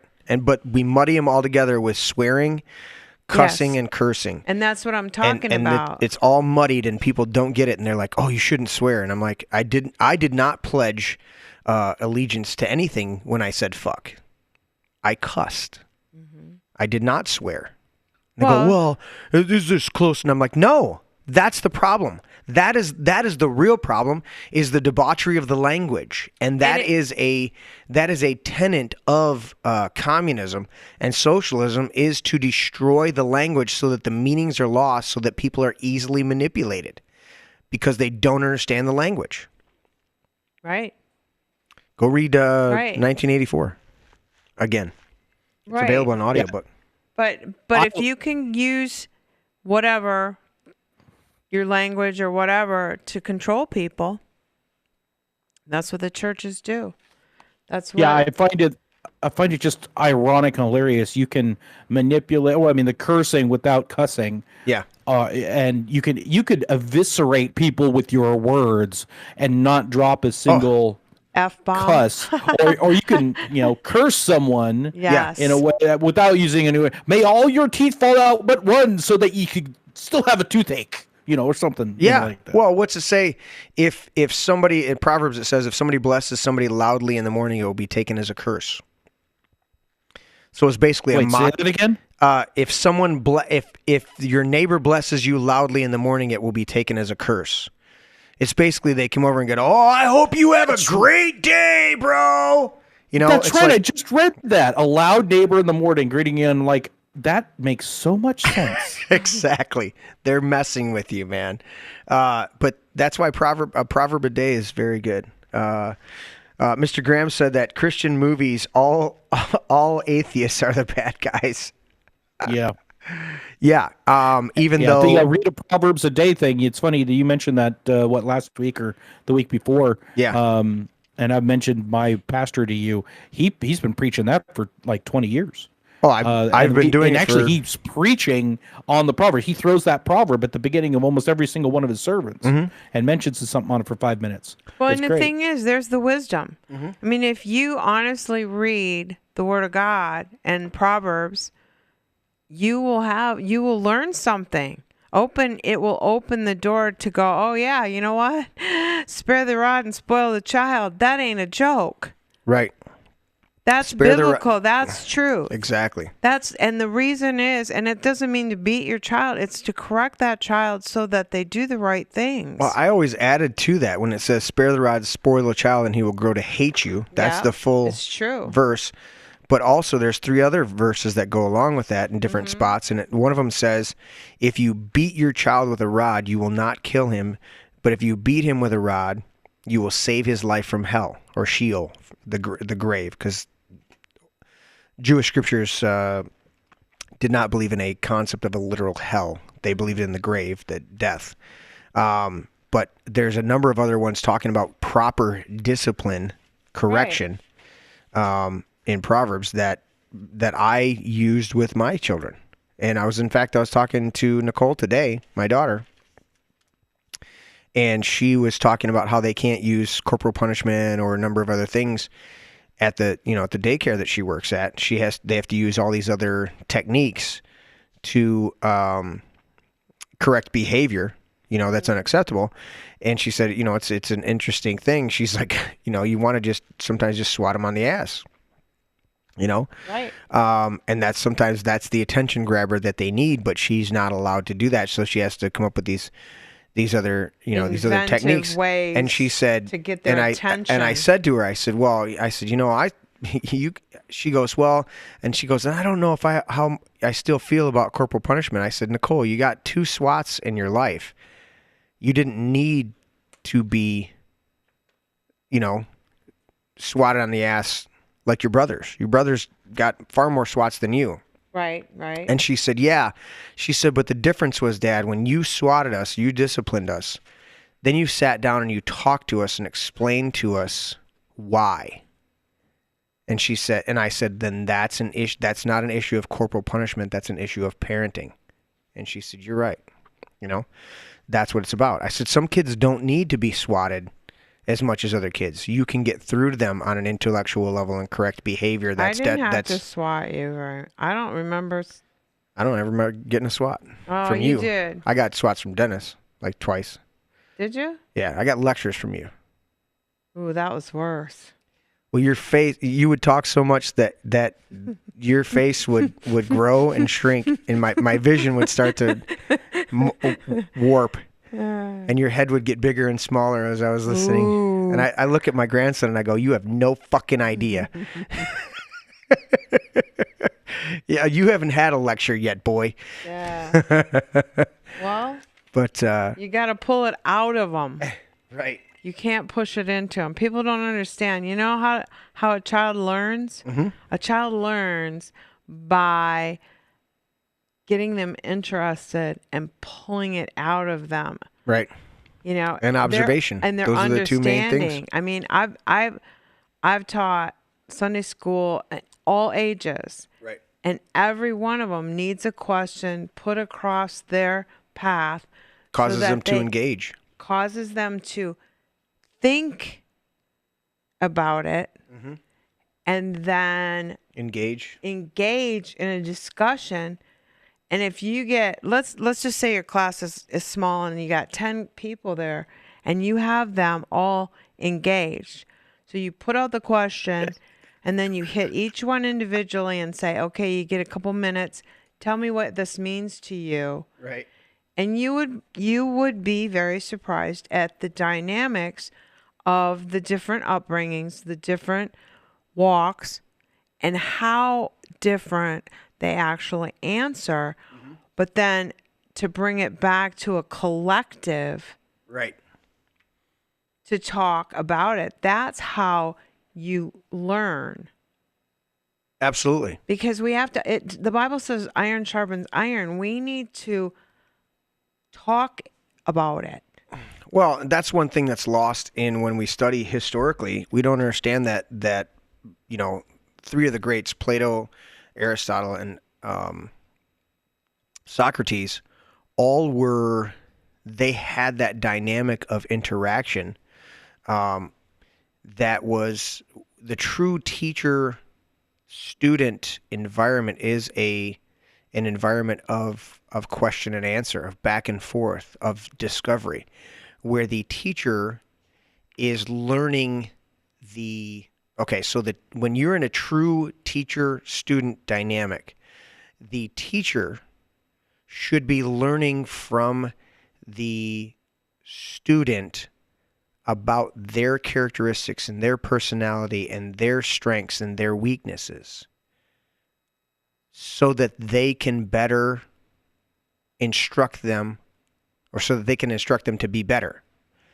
That's the dynamic that they should be learning. And we can't treat them like they're all clones. I saw 4 babies today from 3 years to 6 months, okay? All 4 of them, and each one of them is an amazing character. Mm-hmm. And I can't wait to see. They're not all the same. They ain't one of them that's cloned to the other one. They are so different in character. Yeah. One's a little thinker and one's a little happy, bossy one, and the other one, it's amazing. Right. But we want to put them all in a box. Yeah. Put them in a classroom, and they all have to act the same. And that's a lack. That's something I was talking about on Sunday. That's a lack of relationship. That's a lack of that dynamic. Jeff's chiming in. He says his sister adopted a child, and she had to sign papers that she couldn't use corporal punishment. Wow. And you know that was a push for a long time in this country, was not to use physical discipline. And I've taught on it a number of times, and I said, look, and I break it down this way. I go, look, what do you think a child understands? Not an infant, but a child. A child understands something above anything else. A child understands physical touch more than anything else. You can say, I love you, but when you give them a hug and a kiss, that says I love you more than anything. Or a back rub. Or a back rub. We had a nice back rub. Bubby had a back rub. Then he gave you a back rub.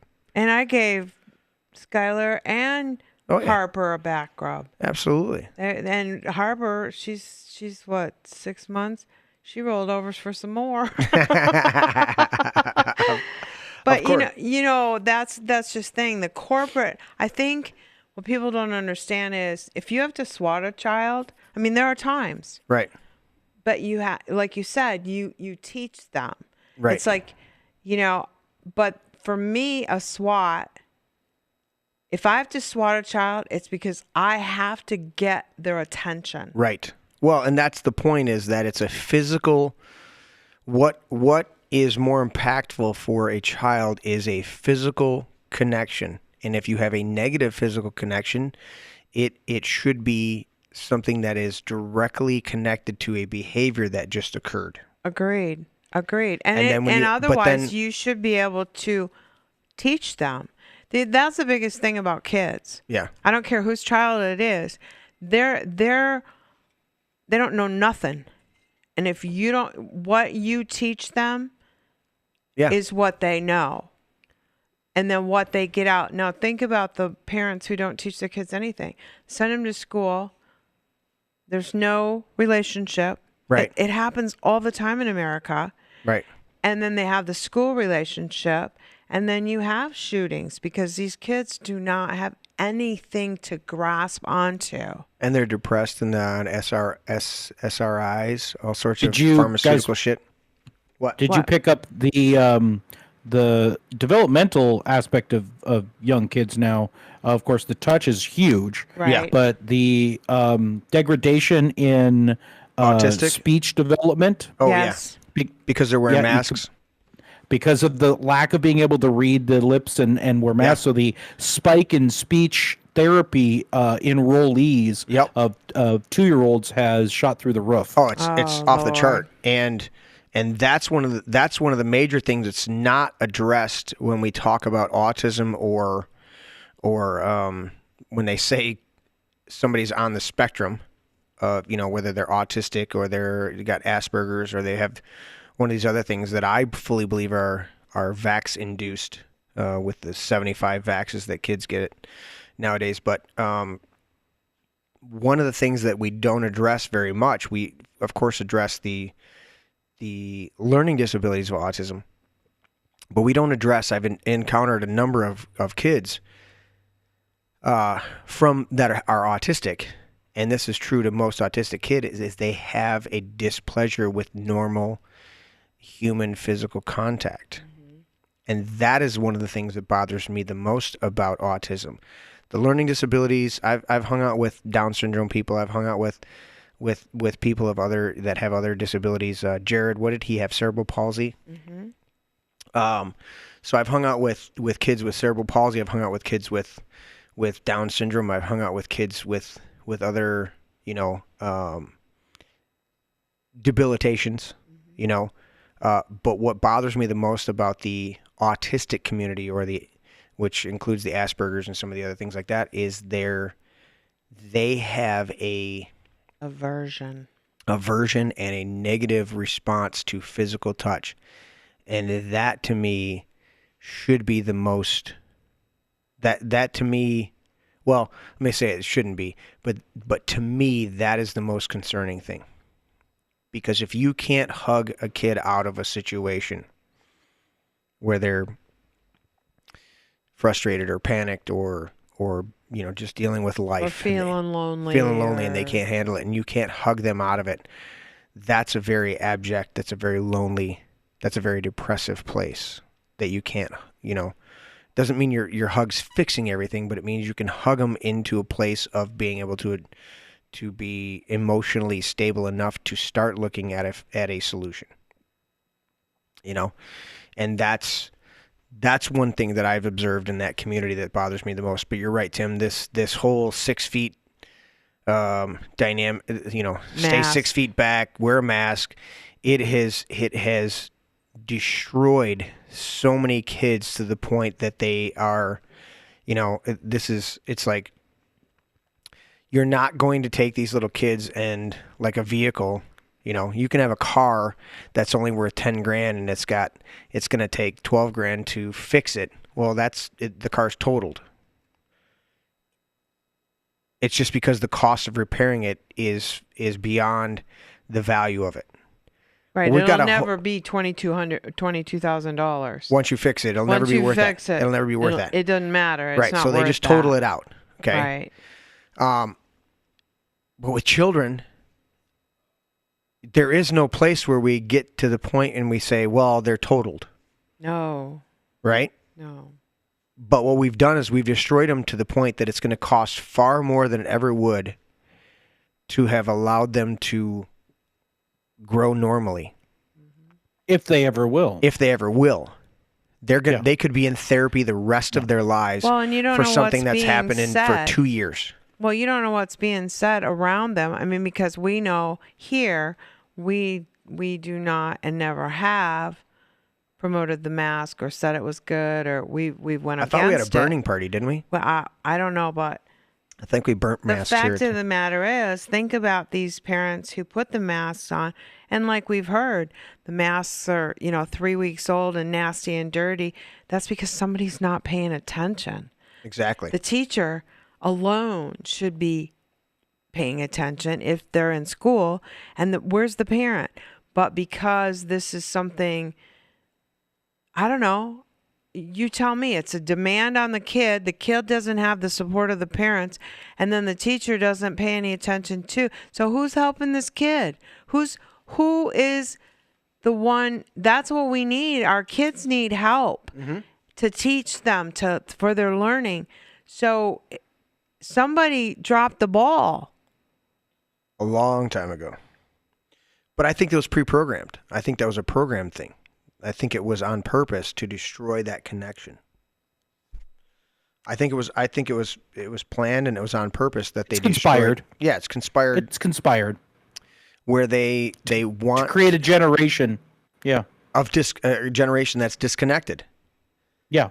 Yeah. And always on something and always actually connected to systemized, societally controlled dependencies. Yes. Right. And then plug them into a machine. Yeah.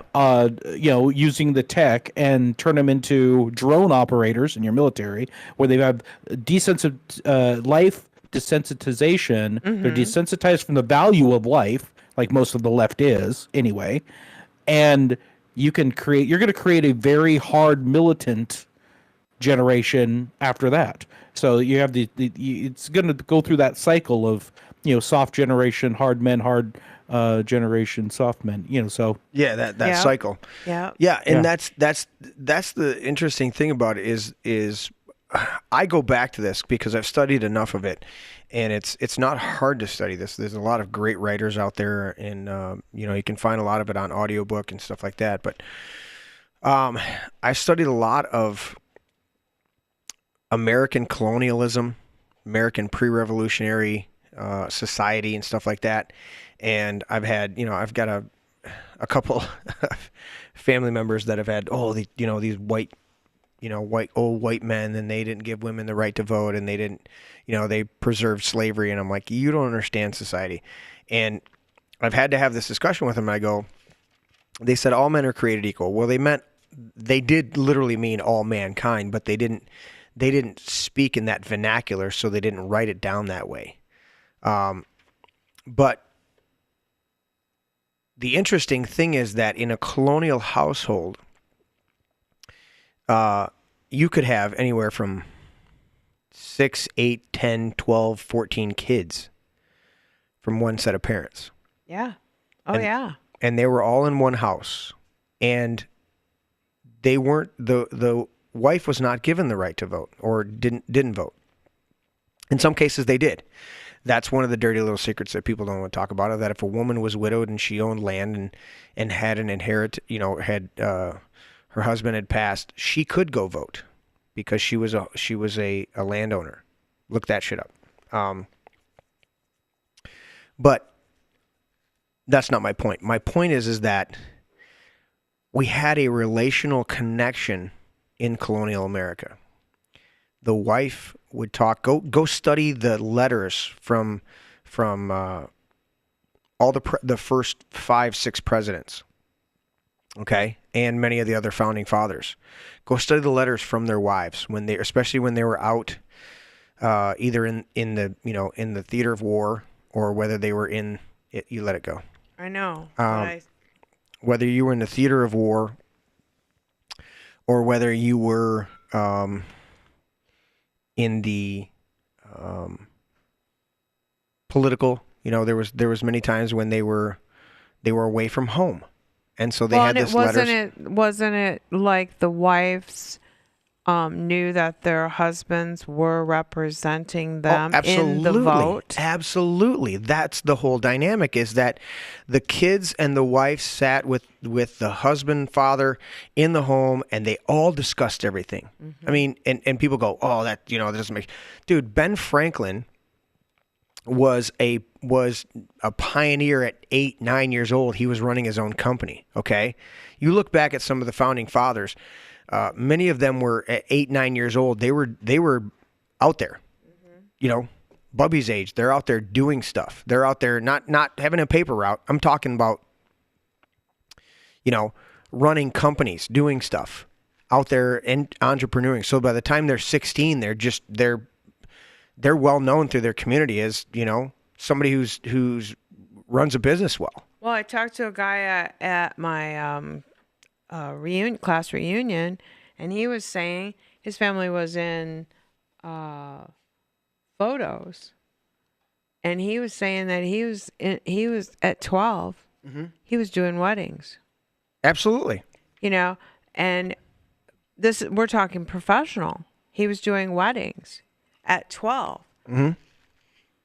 Well, that is where he was growing up. Do you know what I'm saying? Right. That was the environment he was in. That was his dynamics. That was what was around him.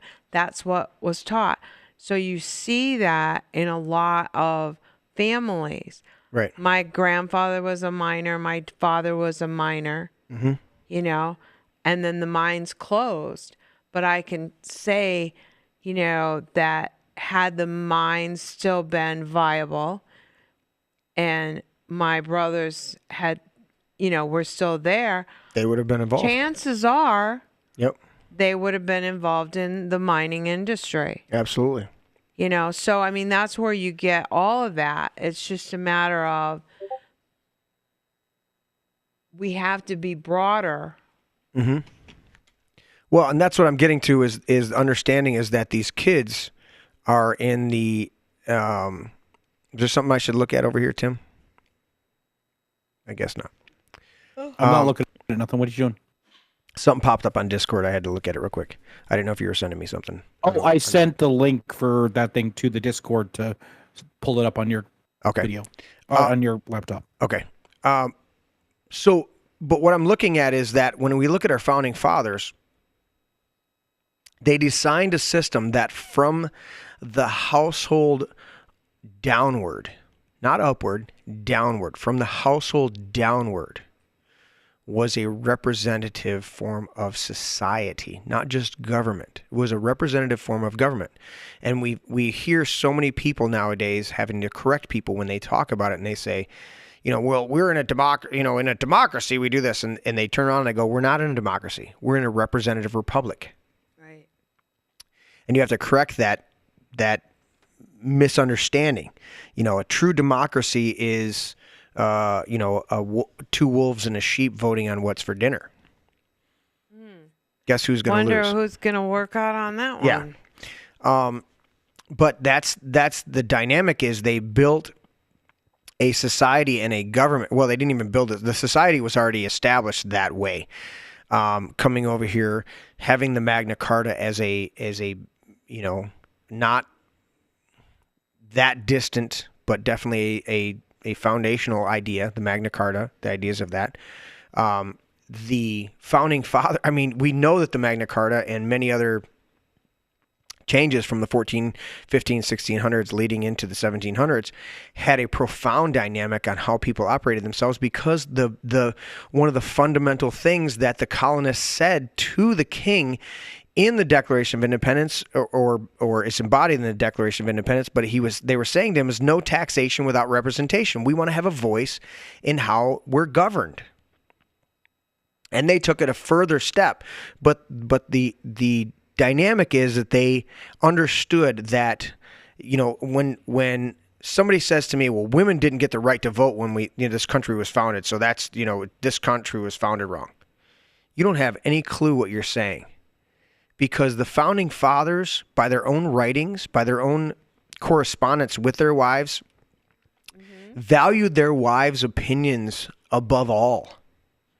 They looked to them as their chief counselors, which is actually what it says in Scripture, is talking about your wife being your chief counselor. And if you understand the dynamic of the Holy Spirit being the feminine of God, the Holy Spirit is the counselor, the teacher, the comforter. That is the feminine of God. We read the pronouns in the translations, and we don't get the feminine coming forward. But God is not all male, male. In His creation. Did you realize God's non-binary? Oh, I did not know that. He's trinary. Oh, that's great, Tim. Great. Anyways, when you go back to colonial America, you understand that you have to begin to study it, and what will emerge is that the household was the first and highest level of discourse, and that the wife and children gave their input to the father husband, who was then the representative of that family. Right. The father husband understood that these children are going to inherit my lands. They're going to inherit my possessions. And therefore, I'm raising them in such a way that they understand the dynamics of that, the responsibility of that, the weight of that, but they also understand things that I'm not seeing because of their youth and my age. And so we need to have a dialogue. And they would have these dialogues in the household. They didn't have TV. They had newspaper, they had a lot of things that they could read, but they read the Word of God. They would sit down. This is how they taught their kids. They would have their discussions. They would interact with each other. They would do that. And then they would take that information, and the husband's fathers would go down to the local taverns, predominantly. And they would have an adult beverage. Primarily at that time in colonial America, it would have been either mead, or more predominantly, it would have been a cider type of beer, cider type of fermented drink. Mm-hmm. I only point that out because I like cider beers, and my guys don't understand. I'm like, yeah, the barley and hops type beers didn't come about until the late 1800s. So you guys, You never liked beer anyways. Yeah, I never liked beer. Anyways, my point is that they would get together, and then they would have their discussions. And then they would pick somebody out of the group of men at a tavern. Right, who then would represent them. Yes, who they felt that would be honorable. Yeah, and would represent their right. And because they had already. So you got a whole bunch of men who own property, who are invested in the community, who have a stake, whether they're the local. The smith or the printer or a whole bunch of the farmers growing various crops, they would get together in the taverns, and they would discuss things, and then they would have somebody appointed. And you go far before they did the Declaration of Independence. We had the House of Burgess for the longest time. Okay, it was a form of representation in the colonies. Then you had the Continental Congress. We had the Articles of Confederation. And then at a certain point, we realized the Articles of Confederation didn't cover everything that the people wanted to be covered. So they set about establishing a new government, which was when we put the U.S. Constitution together. It's a brilliant document. And anytime somebody impugns that, I'm like, you have no historical context.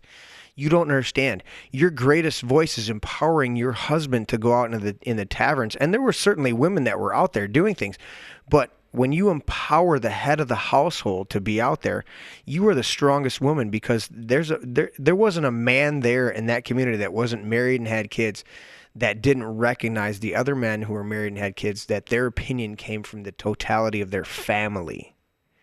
And the whole point of this is that they've worked and worked and worked to destroy for 200 plus years that dynamic of family and community. They did it by singling out specific groups. Right. Well, they had to tell, the feminist movement had to tell women that they lacked something by being homemakers. Right. So that they could then inject a false sense of purpose. Which, what's the best purpose of raising them babies, them kids to be? But they've belittled that, and they've made that small. Now everybody has if you have kids and you have two family income, I guarantee it, because that's the way you can make it. Yeah. Jeff's saying he loved Ben Franklin and Deborah letters. She ran his newspapers when he was away. Yeah, dude. There's so many people throughout, and they weren't perfect people. You've got to put that check. Just like you're not a perfect person. You know what I'm saying? But I hear people, they go, "Oh, he wasn't this, or he was." It's like, dude, shut up. If you're not a perfect person, but look at their strengths. Look at the influence that they had. Look at their true nature, their character. If you're working towards your better self, then you have to acknowledge their best self that you can find. You acknowledge their defects because you want to learn from them, but don't discount them as a person because you just disagree with it. I was talking with somebody the other day, and maybe it was you and I, Tim, I can't remember, but we noted the Barbary Wars. We're the only country in the world that's ever gone to a civil war to abolish slavery. There was other dynamics, of course. There was other political agendas going on, but the overall crux of it was slavery being abolished. We're the only country that's gone to war and had 600,000 people die in that conflict of going to war to abolish slavery. And people say, well, yeah, that's because the founding fathers left it in there.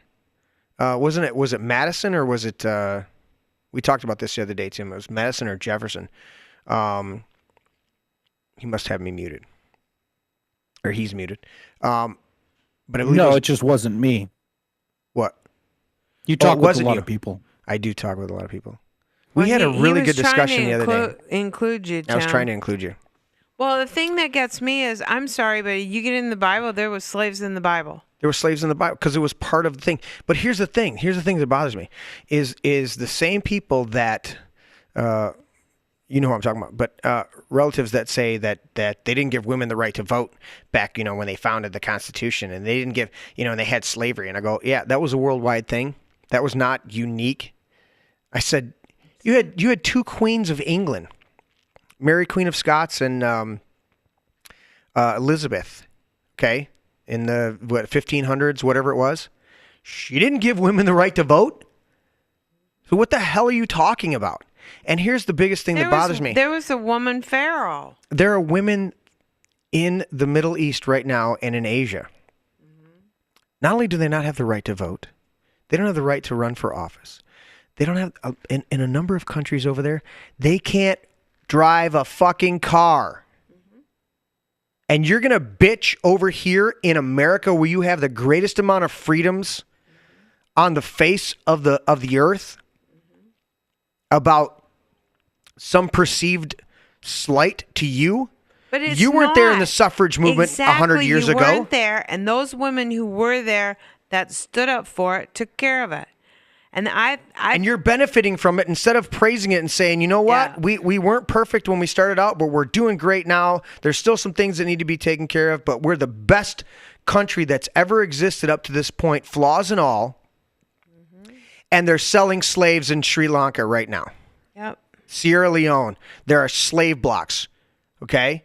And I'm thinking it was Madison was the president who went after in the Barbary Wars, the Barbary pirates in the Mediterranean, okay? What were they doing? They were doing the slave trade, and the British and the Americans went in there and destroyed the Barbary pirates because they were doing the slave trade. Right. They early on made it illegal to bring new slaves into the colonies after the Declaration or after the Constitution was enacted. People don't want to look at that. I think it was 1936 or 1836. No, it's not 18. Yeah, 1836. Personally, I don't understand why you're going back in history to drum up some kind of a.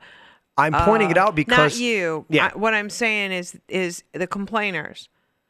I don't understand why they want to go back in history and drum up something that happened in history to have as their platform for their crying, for their whining, and for their discontent. Because the bottom line is, are you a slave? Right. They're not. Are you being suppressed? What issues do you have except to say it happened in history? Right. Okay, I have no. They do that because two dynamics that I've observed. One, they don't want to deal with their own issues. So it's easier to attack historical flaws and failures that they were not. Hindsight is always 20/20. Right, that they were not personally involved in. Okay, that's Right. number one. Is that it's easy to attack. I guess I said number 1 and 2 together. It's easier to attack historical flaws or societal what would you say? Societal fuckery. Is that a good word? Things that were fucked up in society from years ago. But they don't want to. Fuckery? Yeah. But they don't want to. They don't want schlong COVID. They don't want to. We need to get that audio clipped. I'll play that in here. Schlong COVID. Yeah, punch. Schlong COVID. A nutless monkey could do your job. Thank you. Find me that monkey. I'm having to do my job. But it's you have those two dynamics where they don't want to deal with their own life and figure out their own problems. They don't want to address their own issues. And it's easier to attack things historically that you don't apply historical context to. When you don't apply historical context to things, you can have an extremely distorted view of the way things were. Again, what you heard from your growing up. Not giving women the right to vote. That was not the dynamic. So, yeah, but you might have heard that from somebody, and you they go, suppressed women from having the right to vote. And so you jump on it. At that time in the society in America, the dynamic was predominantly, very highly predominantly. Now, women worked; they did a lot of awesome things. Okay, but they were predominantly homemakers, phenomenal at it. I mean, how do you raise? I mean, you're basically raising a fucking football team. Well, and you got 12 kids in there. You're doing the gardening and the washing and the cleaning everything. and the taking care of. Yeah. You ain't got time to go to work. Exactly. Well, you have a full-time job. So you are working. To look at that and go, well, they didn't give them the right to vote. Okay. You missed the dynamic, the historical context and dynamic. And I defy you to find a woman at that time who was married with a large family who would have had an attitude of not being able to vote. We know that a couple of the president's wives, that once I can't remember who it was, one of the presidents in the 1830s, he became ill. She was the de facto president for the last couple years of his presidency. And nobody gave shit. Nobody gave her shit about it. Nobody tried to get him out of there because she was the de facto president. They understood that they were a team. And that he had his role and she had her role. And when his role diminished because of illness, she stepped up to the plate. Now, do we want that? We wouldn't want a fucking Hillary run it. Voice. Right. We wouldn't want Hillary running it. But you've got to understand that historically, back in the founding of this country, they had a much greater fundamental understanding of what it meant to be a team as a husband and wife, and to take their roles and pursue them. You know, when you read Washington's letters to Martha Washington and how much he was relying upon her insight and her encouragement and her observations in what he was doing, or at least pouring out to her, you know, I'm not sure about this, or I'm looking at that. You understand the reliance and the dynamic that they had with each other. And people want to boil it down. Well, they just didn't have the right to vote. And I go, God bless you. You just don't fucking get the historical dynamics that these women were. They understood how powerful they were in the lives of the men that they were connected to, that you know, the phrase that they say that behind every great man, there's a great woman, that was personified during the revolution of this country. And I literally see people post this shit. Well, they didn't give them the right to vote back then, so this country's not, you know, the Constitution's, you know, just a piece of shit.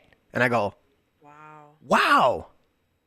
You have no historical context for the bullshit that just came out of your mouth. And why? Why? Yeah, Because you don't want to deal with your own shit. I want to read this. Go ahead, read it. Because it's in Proverbs. And it says, he who answers before listening, that's a fool. His folly and his shame. Yes. And it's like, so you don't listen.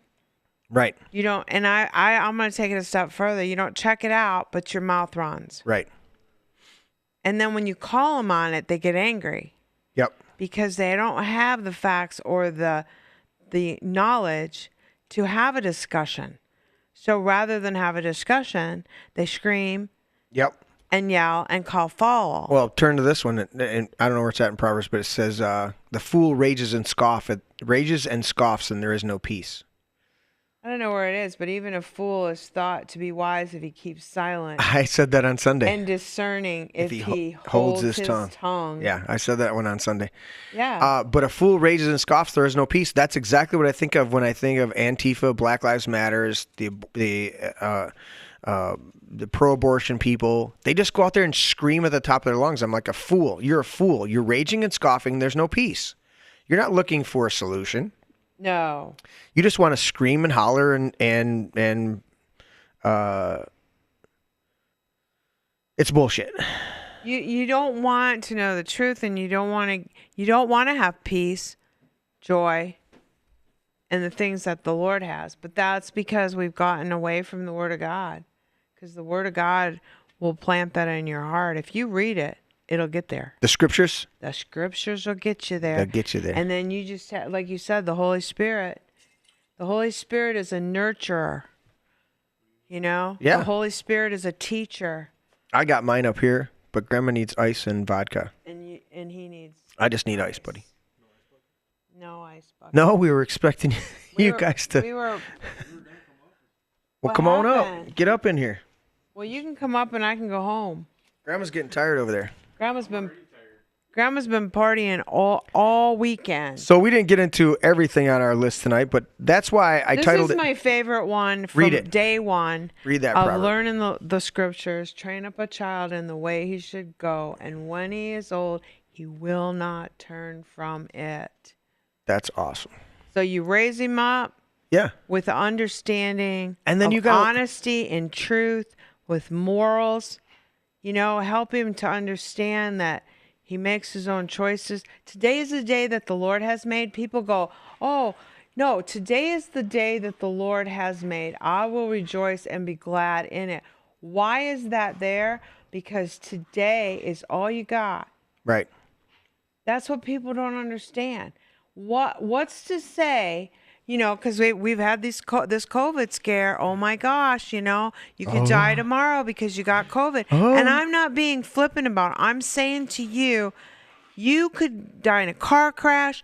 There's the shootings. I don't know. Well, that's why why can't you understand that this is the day that the Lord has made? I'm going to make the best of it. Well, it's a cliche where they say the past is The past is the past. The future is unknown. That's why today is the present. And it's It's the a day gift. that you have to choose. Okay, today when I woke up, I knew I'd partied all weekend. And Whoa. I'm getting up there in my age, you know. I had Reunions a and blast. partying and Oh my God, I had a blast. All of us girls couldn't walk the next day. Each one of us had, we're like hip. Oh, hip dysplasia. Oh my God, my hip hurts, type of thing. Y'all But- dancing on the dance floor. We danced hard, man. Do the jitterbug. We danced and we partied and we set up and we tore down but the blueberry vodka.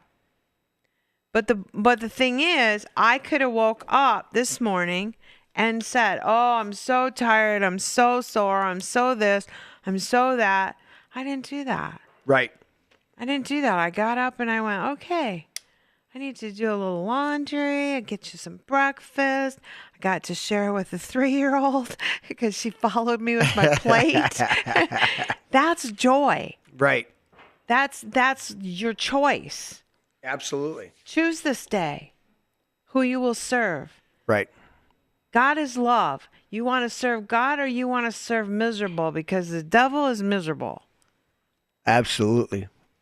I was looking for, scrolling through my sound bites real quick. What's the ignorance one?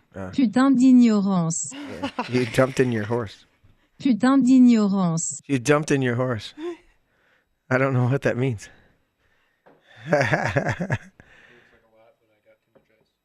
Oh, thanks, baby. Thank you, Vince. Are you guys going to sit down or are you guys good? You took a shower. We're good? Are you having a Godfather over there, buddy? I was trying to scrub all the dirt off of my stomach. Is it still there, Jane? During the shower? Dude, I was, when I was in the shower, I'm like, all right. Piece of leather. Right? It doesn't look that bad. Yeah. No? You got a little peel. Look at this.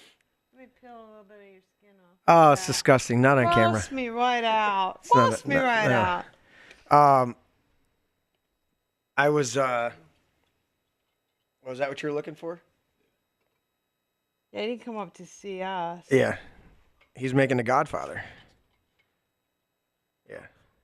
Any more scriptures over there, Grandma? Yeah, it was a long day today. Hey, how do you like this one in Proverbs? I love Proverbs, all of it. Like a madman shooting firebrands Firebrands or deadly arrows is is a a man fen- who deceives his neighbor and says, I was only joking. "Oh, Lord." I mean, there's so many in here. Dude, you go through Proverbs, a proverb a day. You know, Fear of man will prove to be a snare, but whoever trusts in the Lord is kept safe. dude. Fear of man and his concoctions. Oh, yeah. His Well, Dr. Fauci said that we should. Oh, and I thought we should talk about that because, and not necessarily name names, but I mean, Fauci? we didn't do this, our fallacy. Yeah.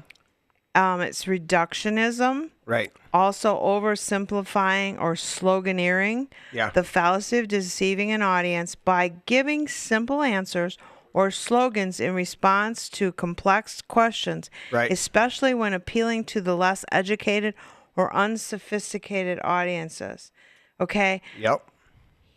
When a man never says the same thing about one topic, if he never says the same thing day after day after day, but it's the same topic, Yeah.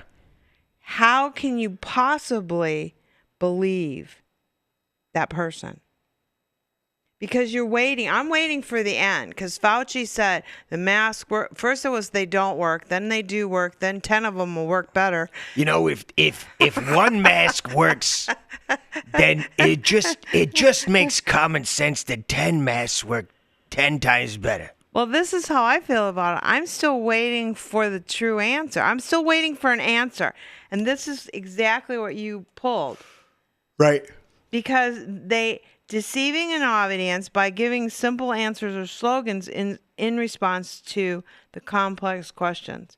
Okay, we're not getting facts to the answers. Right. We ask the question, We want the facts. I don't really care what you think. Right. I don't care what you think.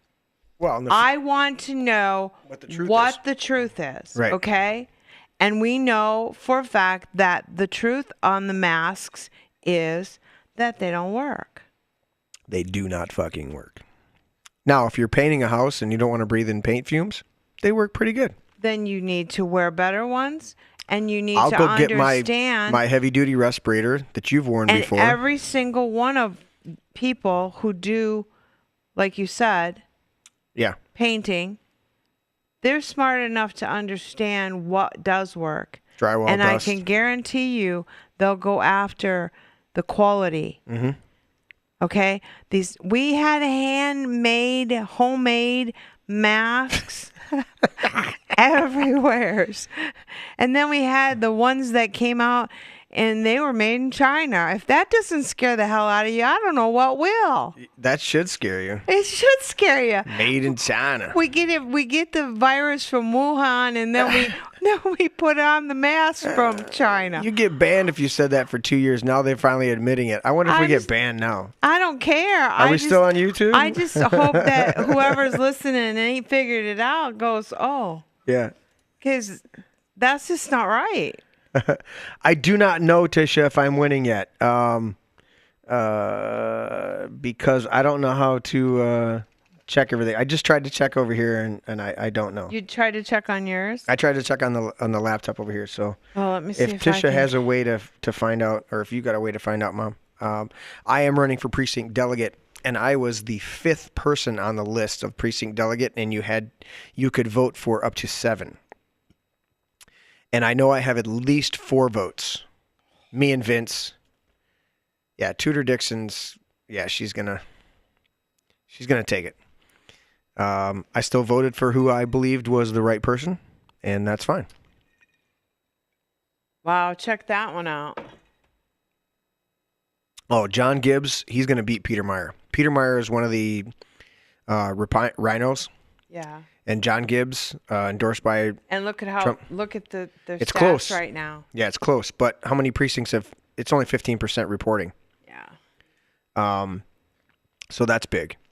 Tisha was going to try to be here, but she ended up having to work. So I told you that we wouldn't see shit coming through over here on Facebook. And that's the way it goes. See if I can get into county. So I got to check all of the chats and all the platforms. There's probably chats on the other Facebook and this Facebook and everything like that. It's because we got so many channels, but we're trying to go everywhere.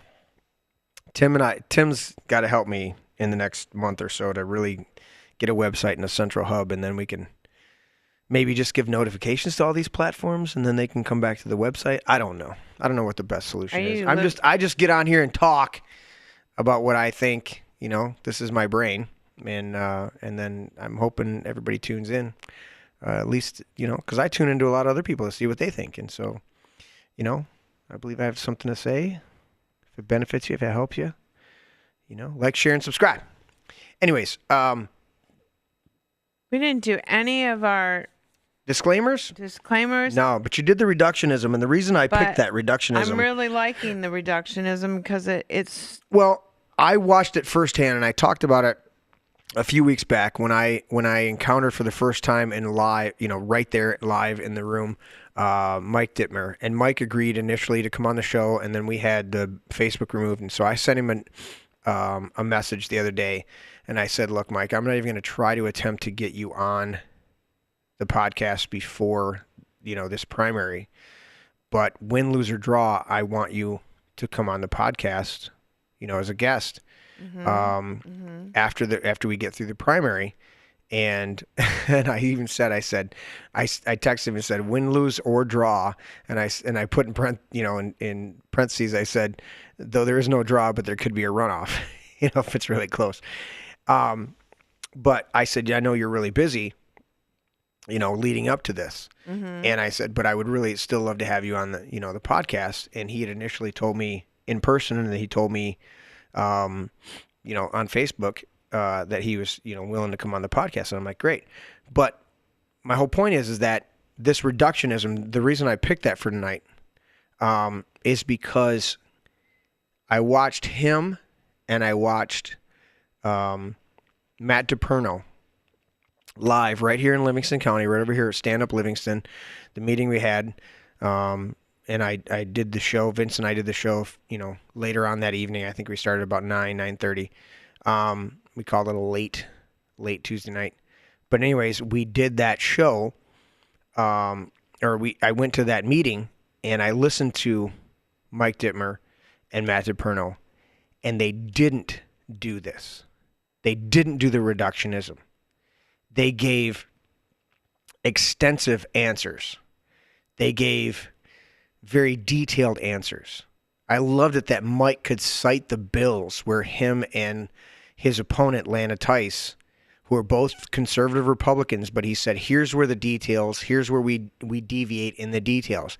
And he cited the bills that she signed and what was wrong with the bills. And he cited the bills that she didn't sign and what was right about the bills and how they would have benefited the people of this district. And there was no pat or dismissive answers in this meeting, to the point that both of them took more time than they were really allotted, and apologized a little bit for it, but said to the people, I want you to understand that I've thoroughly researched these issues, and here's where the problem lies. When Matt DiPerno was up there talking, I mean, he did not go legalese on us, get into legal terminology as far as making it, up in the atmosphere you can't understand it. It was practical speech about intricate issues and how Dana Nestle's, basically, the summary of it is she's, piece of garbage. But both of them were extremely articulate. They did not give us this reductionism as if we were a bunch of sheep that just needed to be patted on the head and told, oh, we'll take care of you when we get into office. Just vote for us. And that was the most impressive thing about them, was that they took the time, even to the point of saying, you know what, I don't want to take any more of my time. I know there's somebody behind me, or you guys want to get home. But let me explain this. They made the apology that they wanted to explain their position or their observation extensively. And I love that. I'll take that. I'll take that all day long. You want to apologize to me for you feeling the need to over-explain what your stance is on a particular issue? I'll take that. I'll take that over-explanation. Because you're not doing reductionism. You're not trying to reduce me to an imbecile. An imbecile, like the dumbest motherfucker that ever lived. What'd you load up there, Tim? I saw you load something up, buddy. Long COVID. Oh, I'm gonna do it. Ready? You ready? Schlong COVID.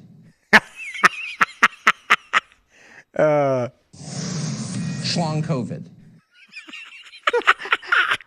We may have to put that on the first page of the sound effect. You're gonna have fun with that. d'ignorance. You're dumped in your horse. Schlong COVID.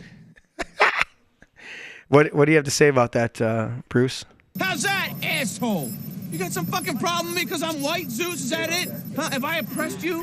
Have I oppressed your people somehow? I'll tell you what your problem is. You don't like me because you're a racist. What? You're a racist. You don't like me because I'm white.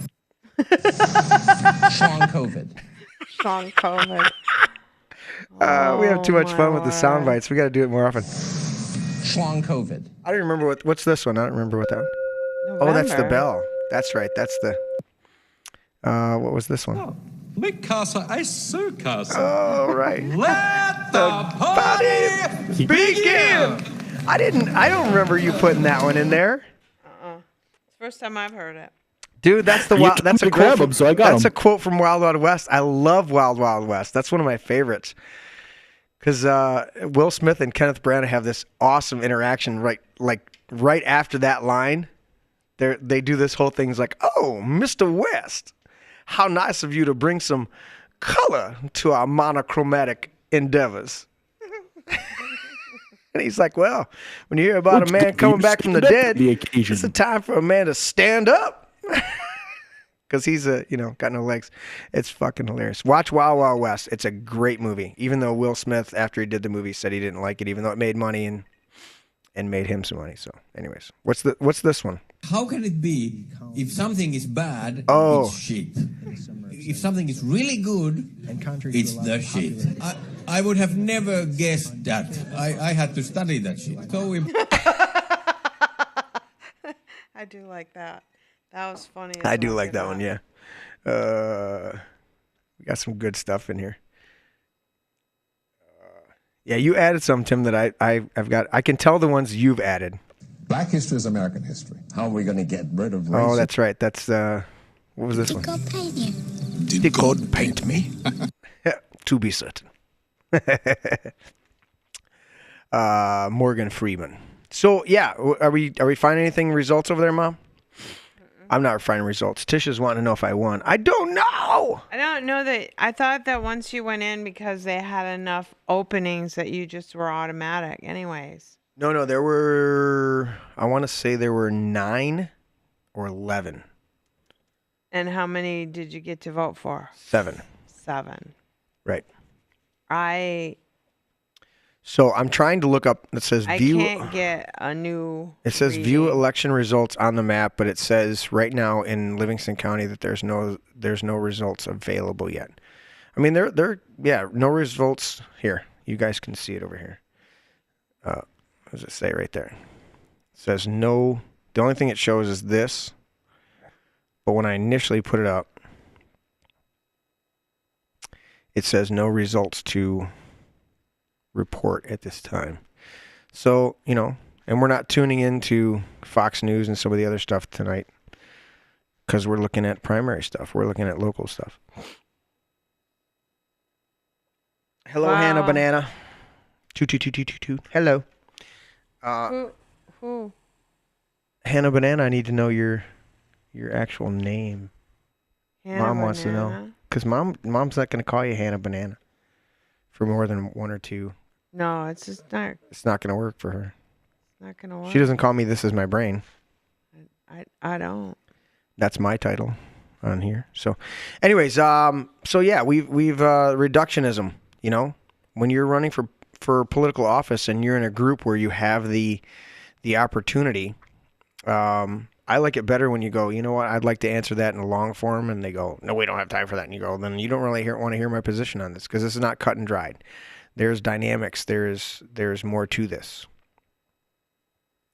So yeah, midterm mayhem. I want to see what's going to happen after. I want to hear the squeals. I want. Isn't that what you're thinking? Oh, dude, the memes from the lefties that melted down when Trump was elected in 2016 are epic. The videos that they put together of them just melting down is epic, and I want to see what they're going to do with this midterm, with the amount of the rhinos that are going to be removed tonight, and then see them in November when, other than some type of lockdown, stealing it, monkeypox bullshit, it is going to be a red wave, right?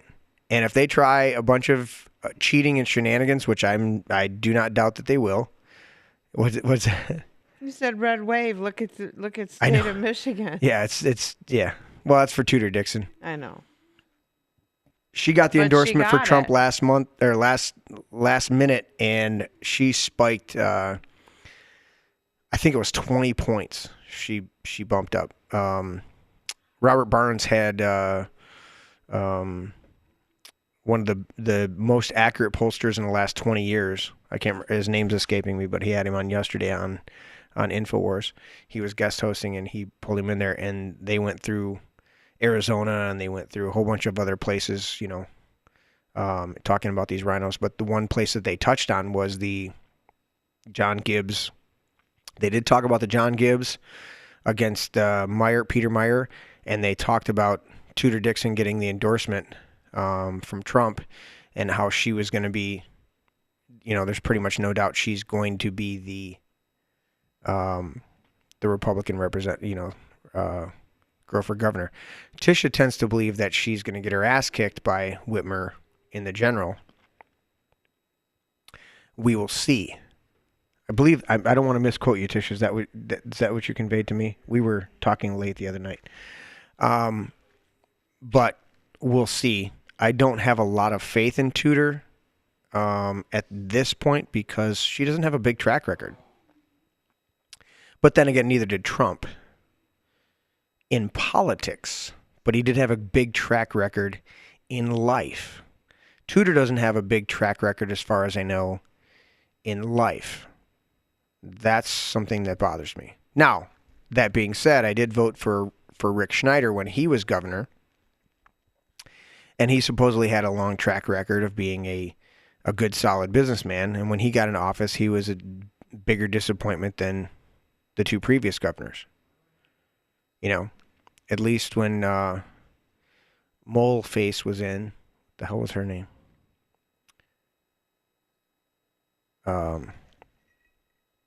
She's transportation secretary now. No, Buttigieg is transportation secretary. What is she secretary of? Granholm was our former secretary. I called her Granhor. Granholm, at least when she was in, she did do a couple things.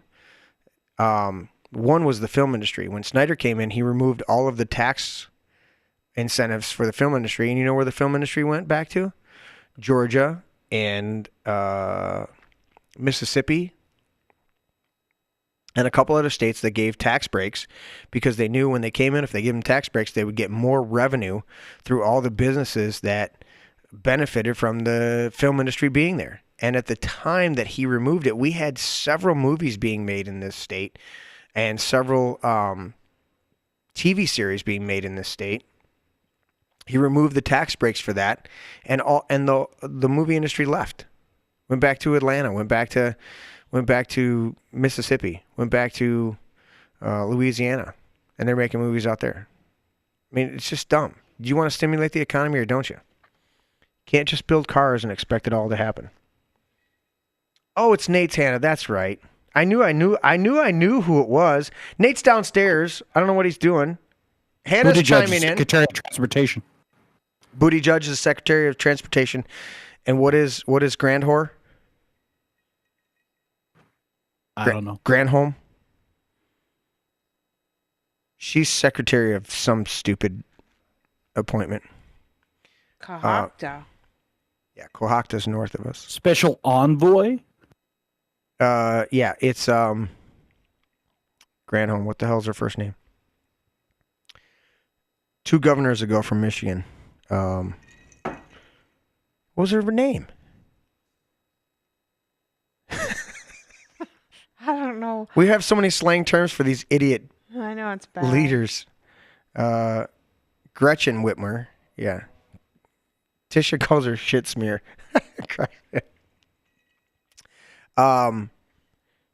Jennifer Granholm. There you go.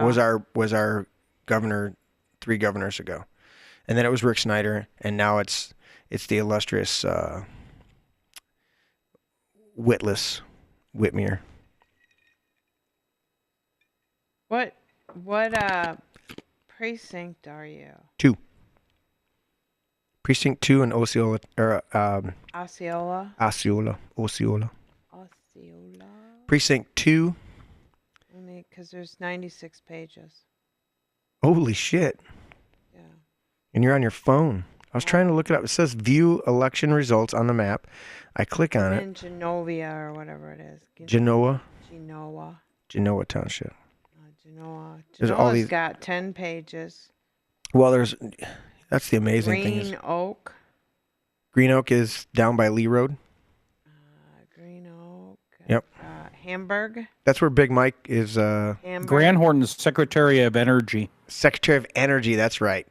Energy and Transportation. And you know what? Both of them are the biggest fucking idiots that have ever held those offices. Handy Township. I'm just pontificating and telling the truth that they're 2 of the biggest idiots that have ever. Township. Yeah, Buttigieg's biggest claim to his biggest statement so far is that because the roads are black, that they're racist. What? Oh yeah. What? Yes. There it is. There it is. Oh. I think you have a button for that. I think so too. What one is it? This one? An imbecile. Like the dumbest motherfucker that ever lived. That was it. Oh, what one were you thinking of, Tim? What button? Ignorance. Oh. Putain d'ignorance. You dumped in your horse. You know what I was thinking most of all about Granholm and Booty Judge? There's nothing on here. Never for go you. full retard. Never go full retard. They don't have it. There The you other, are. the other thing is that a nutless monkey could do their job. You know, what's it say? There's 000s. There's no numbers. Yeah, there's no results yet. There's no numbers yet. But I'm gonna be in. I'm gonna win. Cause I'm a wiener. Yeah. The typical thing on that when people are not. The vast majority of people, when they do not study, I mean, I didn't put out a press release about myself. I just signed up to be a delegate. So the vast majority of people flip the ballot over and look at the delegates, and it says not more than 7, so they fill out the first 7. Unless they know you, which you said you're not. I got at least 4 votes. I got 4 votes for at least. I know. Well, it didn't show, and it has no There's, data. well, there's nothing reported for anybody. There is no data on No any data of reported. It yet. Yeah, we're going to wait till tomorrow morning and I will be victorious. And then I'll have to figure out how to do the job. Yeah. And but you're not the only one. I mean, it's not the only here. Hannah says she'll only be on Twitch to watch this. Yeah, she won't go on Twitch for anything other than that. Go eat, Tim. Yeah, so this one's, Marion Township has some results, but none in Osceola yet. Right on. It's not just that one. Precinct 3, they got results. Yeah. But then it said vote for not more than 4, and there's only 2. That's because there's a lack of precinct delegates statewide. Yeah, and there's then precinct 4. Is 6 got anything? Because my buddy Thomas is running in there. 6. Nope. No. He may not be. He may not be up for it. Do you see Thomas in there? Thomas Econ or something. Econom. E-C-O-N-O-M. Is his wife in there too? Yes. Yeah. Joan. Yeah, that's them. Joanne. They were the ones running the. Sorry. They were the ones running the booth on. Yeah, they don't have any. Second precinct. Yeah, they don't have any results yet. So they are delegates in the 6th, but they were running, helping the election with over in 2. I may have to get more and more involved in that stuff. Precinct 1 in Putnam Township. Yeah. Vote for 4. Okay, you ready for the statistics for the 4 that were voted for delegates? Yeah. 23.11%, 26.99%, 24.76%, and 25. Is there a runoff coming? There's only 4, and it says vote for 4, so each one of them got a quarter. Do you get that? That does. That's wild. They all got a quarter.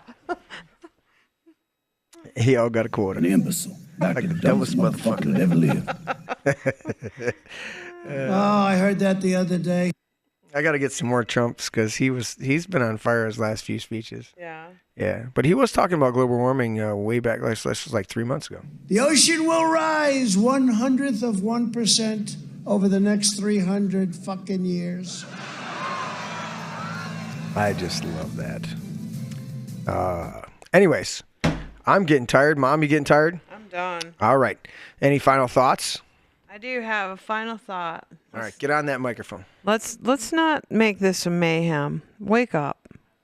Well, wake up to the truth and follow the truth. And I guarantee you that you'll always have some idiot who thinks he knows more, but doesn't have any facts. So get your facts, get your understanding, get your wisdom. Get your head out of your ass, clean the poop out of your ear. Yep, get yourself to the point where if you're going to discuss something, discuss it with information. I get on this show, I know that I don't watch the news because it just upsets me. Mm-hmm. I know that I can't stand the candidates the way that we have watched for the last probably 4 elections with the hateful discord on the TV, advertising. I just don't like it. But the fact of the matter is, I do trust in the Lord. I do pray for our country and our leaders. And I do, with all my heart, want us to realize what really is important. And I was talking to all those people that I graduated with 51 years ago. Not all of them, because not all of them like me, you know. So it's all right. But the fact of the matter is, whether they like me or not, I still graduated from that class. Absolutely. Do you know what I'm saying? And so there's honor in that. We honored each other. You know, let's look. And after 51 years, I like them all. Right. You know what I mean? Yep. And I don't have to be the bestest of friends with them, but I can say that I honor them because they were in my graduating class, and we made it 51 years after that, and we celebrated. Absolutely. And so celebrate life and understand that regardless of what you think, you should know. And regardless of all of your attitudes and everything, all of it, you have to fall on the truth, because time will always bring out the truth. Right. Time will tell. You think that's not true? Wait. Time makes more converts than reason. That's right. Thomas Paine. Thomas Paine. So we got to look at this real quick as I do my final thoughts. Oops, I pushed the wrong computer. And I got to get rid of that window. So Joe Biden has a record of accomplishments in his first 2 years of his presidency that gone unmatched in almost 60 years. Okay, yard time is over. It's time to go back inside. Mental Health Institute. Oh, that's so sad. Jeremy, that is terribly sad. You like that one, Mom? I don't like it. I think we should put all of our I voted today stickers on our cars. Yeah, so somebody can see them. Because I didn't even cover our scripture that I wrote down tonight. That's all good. Yeah. And I didn't discover our Anglo-Saxon. Well, that's all right. Yeah. We didn't do the disclaimers either. No, we had a good time though. But we got it. We got everybody. Midterm mayhem. In Jesus' name, I go against it. You people. Well, we're not going to be the one causing the mayhem. It's going to be the guys on the left that are going to try. I'm looking at monkeypox. I'm looking at this other shit that's going on. Against that stuff. Otherwise, you're just as bad as they are. Well, we can pray against it, but and you need know our enemies. Need to stand. And exactly, you need to stand. Right. It's when you're faced with the battle, the guy who runs gets shot in the back because the battle goes on whether he runs or not. Right. So if he thinks he's going to run, we need to stand, and we need to take a stand. Yeah. A firm stand, and not be moved by fear. Right. Or any of the tactics that they're using. I mean, this monkeypox, it just makes me ill. It's just bullshit. It makes me ill because they said the last I heard was there was 5,000 some people who had it. Okay. But they actually showed the lumps and bumps and everything, but they didn't give any details. Yeah. What what does it do to your body? How do you get rid of it? Is there cures for it? What exactly is it? They just want to say, "Oh my gosh, this is terrible." Right. Okay, it's terrible, but tell us the facts. Right. The truth. I'm trying to see if this one is it. No, that's not the right one. What for monkeypox? Yeah, there's a guy on here on monkeypox that's his face he says, "Oh, I've got monkeypox," and his face is all full of pox, and he says his genitals and his asshole, and that just tells you. Whoa. Yeah. Whoa. Because it's all about the gay sex. We just had Pride Month. They were all screwing each other, multiple partners. Okay, and who has it? The gay community. Now, you want to be gay? That's fine. But be monogamous as you can. Don't go to the bathhouses and. Yeah, because this isn't any different than like syphilis. Right. What century in syphilis was it rampant and drove the emperor crazy or whatever the heck it was? This is like, wake up. If you don't know history, just study a little bit. Study a little bit. So here's a couple things to close out the show. No, I think Terry said you got text from politicians. Yeah, dude, I got text from. Let me see here. I just got to pull the ones that were not saved. Let's see. I deleted a bunch ones. Garrett Soldano, who you voted for, I got a text from him.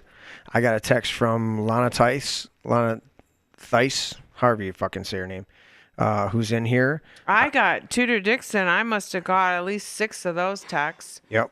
I've got, I got a Tudor Dixon on here. Yep. I've got and I usually delete these. There's a second Tudor Dixon. Yep. Let's see. I've got another one from, that's Garrett again. Mm-hmm. They have to use different numbers when they send you shit. That's another one from Tudor. I got rid of all mine already. I deleted some of them, but apparently I didn't get them all. Yeah, I deleted all of mine. Yeah, so I got a bunch of those. But yeah, they inundated my phone. I'm sure they inundated everybody's phone and that they could. Hannah says, I love it, Hannah. She just literally got the Twitch account so she could watch the show because Nate's on here. And we're gonna sign off, and Hannah didn't get to see. Well, no, man. she got. Yeah, he didn't come upstairs, but that's okay. He's downstairs. We worked hard today. Yeah, they walked in looking slow. Yeah, and she said she looked it up, and in Michigan there's 55 cases of monkeypox. Well, we better shut down the whole fucking state for 55 cases of people having anal sex. Well, if you know how it's spread, yeah, keep that stuff covered and don't get it out. So should we call it monkeypox or? Don't go there. Don't go there. I feel yours. Don't you dare go there. Okay, a couple things. I gotta finish up my final thoughts. Here's some of my thoughts. XL pipeline worker reveals how gun-toting feds forced him to abandon his job site. So this is on InfoWords. Well, it's actually on Band.video. Uncle Sam, badass Uncle Sam. There's a guy. He's interviewing him and he's talking to him. So there's a whole video report on it. But get this, that the XL pipeline worker was forced off of the job site by government officials. Think about that when you go to the fucking pump next time. When you go to the pump, I want you to think about the fact that literally the government threw XL pipeline workers off the job site. XL pipeline, gas and oil coming in. Oh, I know. Yeah. Because they want us to struggle. Now, here's the next one. They want to control us through money. Here's the next one. That's amazing. I didn't pull up the monkeypox because it's disgusting, but there was a monkeypox face guy. I was trying to find it on InfoWars. It was disgusting. But it was I know. I got kind of. It was on. I think we just watched regular news of my friends, and I was just like, ugh, can't take it. Yeah, it was a dude with monkeypox all over his mouth, basically, and said, "Oh yeah, I've got it on my ass too." And you're like, "Dude, are you kidding me?" Yeah. I'm trying to scroll down. I'm not trying actively. I'm like, fuck it. Anyways, so check this out. Trans cheerleader faces assault charges for choking out female teammate who called him out as a man with a penis. Oh my God. What a horrible person for calling out the trans cheerleader. Dude. Cheerleader, period. Every one of these fucking guys who wants to pretend to be a woman, I'm sorry. Who hasn't taken you out back and beaten the shit out of you and told you to grow up? I heard somebody the other day, it was fucking awesome. I can't remember who it was, or I give them credit. But they said, all these people who say they identify as something, identify as is just a fancy, or just it's a more, it's just a fancier, it's not even a fancy word, but it's another word for saying, I'm pretending to be. That's what it is. You say you identify, but you're just pretending to be. You're still a 4-year-old going in your mother's closet, putting on her dress and saying, look, mommy, I'm a girl. Well, no, honey, you're a little boy, but it's fun to dress up, and that's fine. Now put my clothes back and put mommy's clip-on earrings back. But now it's time to grow up. And that's what we have such a phenomenal society in America that idiots and freaks have the opportunity to go out and pull the shit that they're pulling. So this man, because you have a dick and you have the right chromosomes that make you a man, but you want to pretend to be a girl, and an actual girl with a vagina and the right chromosomes to be a girl calls you out and says, you're a man with a penis, get the fuck out of here, and you choke her out. You are such a strong woman.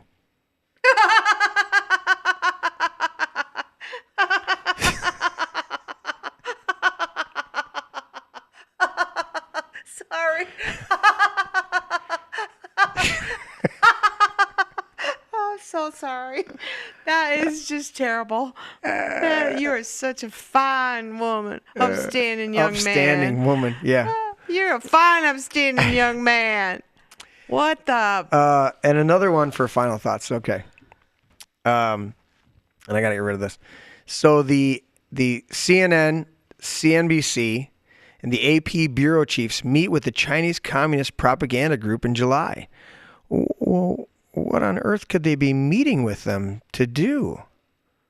According to a 2018 research report issued by the U.S. government's China Economic Survey, the goal of the CPAFFC is to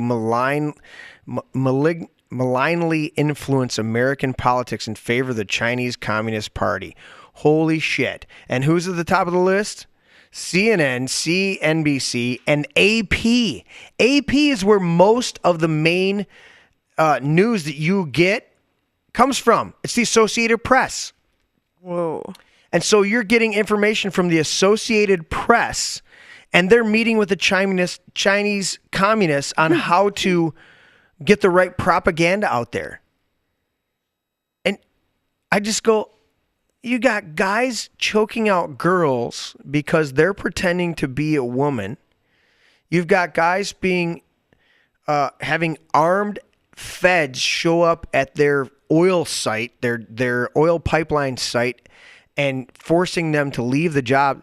Okay, at what point do you go, all right, Lord, what should I be doing? Because this is getting really fucked up right now. And somebody says, well, this country's never been more divided than it is today. Oh, really? I'm pretty sure we fought a civil war. Again, let's get back in history. Does anybody know that Jefferson Davis was president for like 3.5 years? 3.5 years of the Confederacy? Does nobody have any understanding that the Confederacy was its own individual government during the Civil War? I don't know why you're even talking about that, Jeremy, because that's just not, let's go back to slavery. Let's tear down a statue of Jefferson because he was clearly let's just pick a topic and stand on it. I'm all over. It's my brain. I'm all over the place. This is my brain. So it's your brain. It is my brain sometimes. Yeah. Sometimes I try to maintain control over it, but it goes where it goes. So my final thought is there's a lot of crazy shit going on. And if you don't get grounded in listening to your gut, listening to your inner man, having the scriptures to temper you, you're going to be even more confused. And you have to maintain the relationships, the good relationships around you, and move away from the relationships that are detrimental around you today. Yes. Very good. Relationships are important because they're a mirror into your soul to let you know. It says that we are to love the Lord our God with all our heart, soul, mind, and strength, and love your neighbor as yourself. Well, the way that you love the people around you is a reflection of how you love yourself. So we've got to work on that. Amen. And then loving the Lord, that's getting outside of yourself and looking above. It's an amazing dynamic when you look at how powerful that simplicity is of loving the Lord and loving your neighbor as you love yourself. There's 3 people to love. Love the Lord, love your neighbor, and love you. And you got to work on all 3. But if you're not loving yourself, it's hard to love your neighbor. And if you're not loving the Lord, it's hard to get into a place where you can love yourself. Or your neighbor. Or your neighbor. Now, as far as tonight's topic, midterm mayhem. I wrote that in there because as much as we're going to speak against it and pray against it and do all these things, I expect the leftists to pull out every dirty trick that they can possibly pull out, because when the light rises, or when the darkness rises, that the light rises to meet it. And I'm expecting this darkness to continue to rise because they're being exposed for being the frauds, for being the control freaks that they are, like Nancy Pelosi and the former vice president. Well, they're on a trajectory. They're on a trajectory. And so what I'm looking at is they're going to do whatever they can. It wasn't as blatant in 2020. They convinced a lot of people that there was legitimacy to the lockdowns and legitimacy to the distancing and legitimacy to the masks in such a way that they could slip in the mail-in ballot bullshit. Well, as we know from Tucker Carlson, Schlong COVID. It's not as easy to convince people today.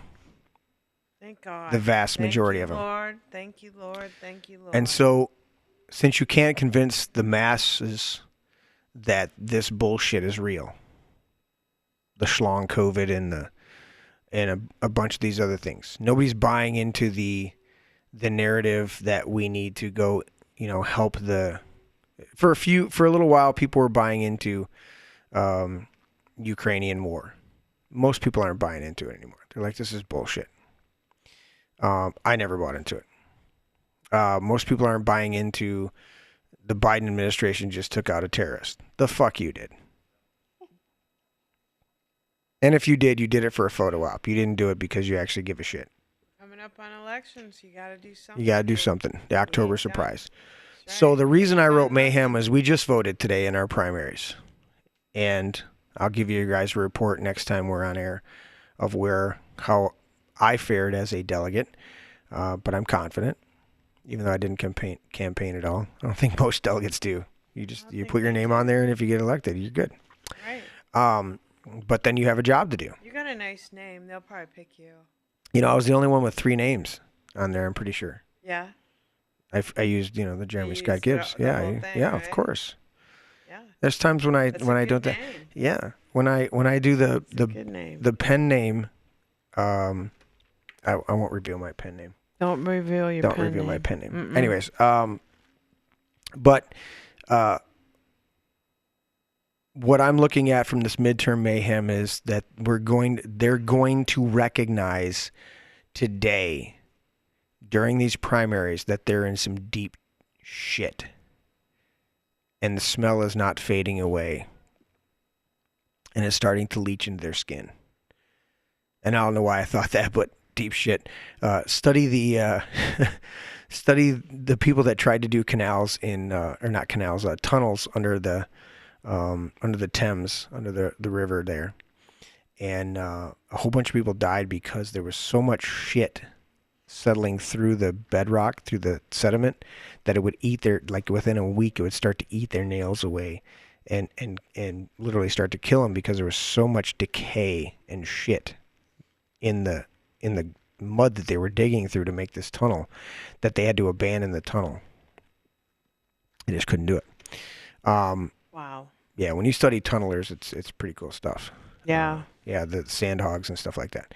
Anyways, that's not my point. My point was they're in some, the lefts are figuring out that they're in some deep. See, this is how my brain works, Mom. You know this. Scary. It's just all over the fucking place. Yeah. But the Dems are in some deep shit. The leftists are in some deep shit right now, and they're gonna see it. The results of these primary elections throughout the country, they're gonna see how bad it is for them. And they're going to pull out every stop. They're already planning it. They've already put some things in motion, but they're going to pull out every stop. And that's the mayhem that I'm talking about is you watch. Pay attention. Within the next week or two. Pay attention. After these midterms, they're going to pull out so much shit to try and derail the midterms because the midterms in November, they're going to be swept from office, removed from power.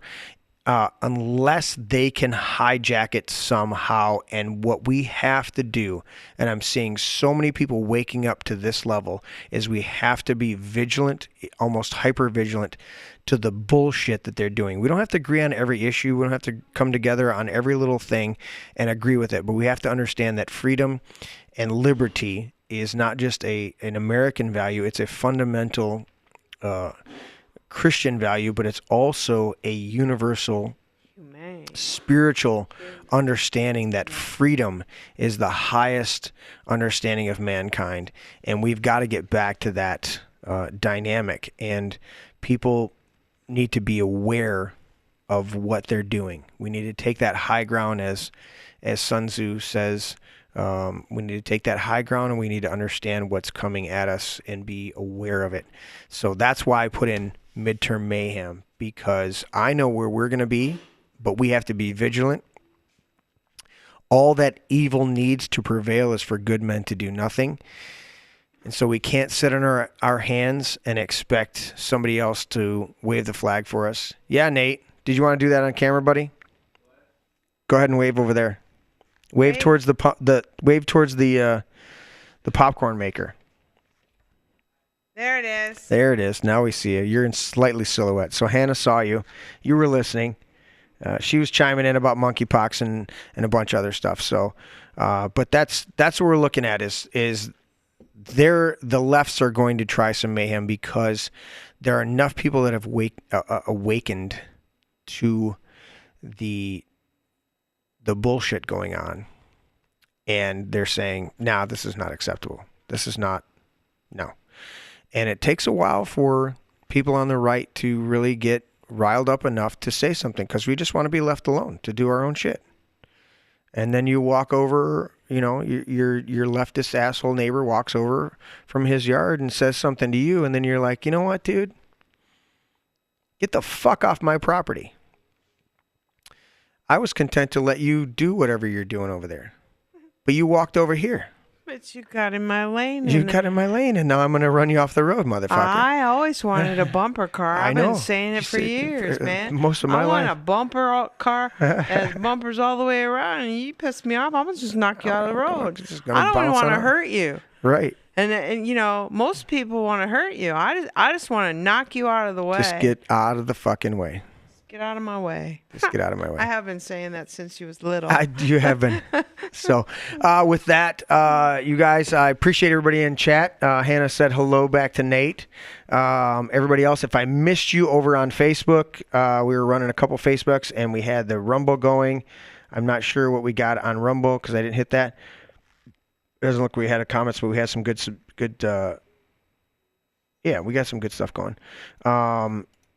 Appreciate Tim joining in with us for thanks, Tim. However much he was available. There he is. You got something to eat? What'd you get to eat, buddy? I got some wingies. Oh, wingies. What'd you get? Did you get some? Did you get some hot triple flavor? Oh, triple flavor. Triple nice. flavor. I got the parm garlic parm. Oh yeah. And then a medium buffalo, and then honey barbecue. Nice. Oh, nice variety.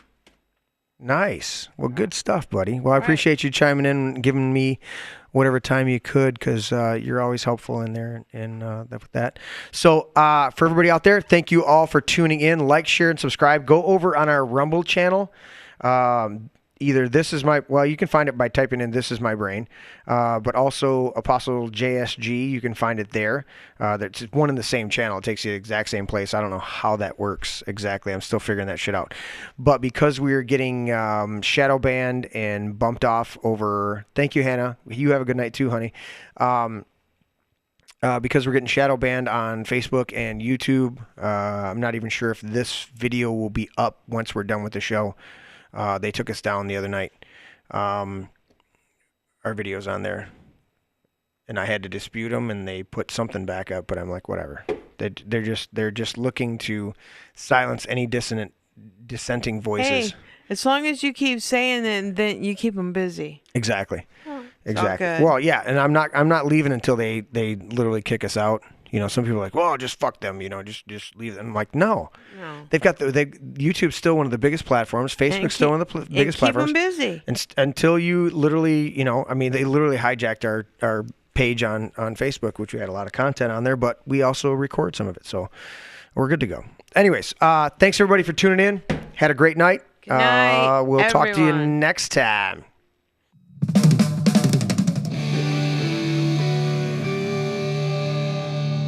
This is my brain. Dad, that's an egg. Yeah, that's an egg. Honey, Dude. that's an egg. Seriously. That's an egg. It's a metaphor. It's still an egg. That's an egg. I would challenge you. That's an egg.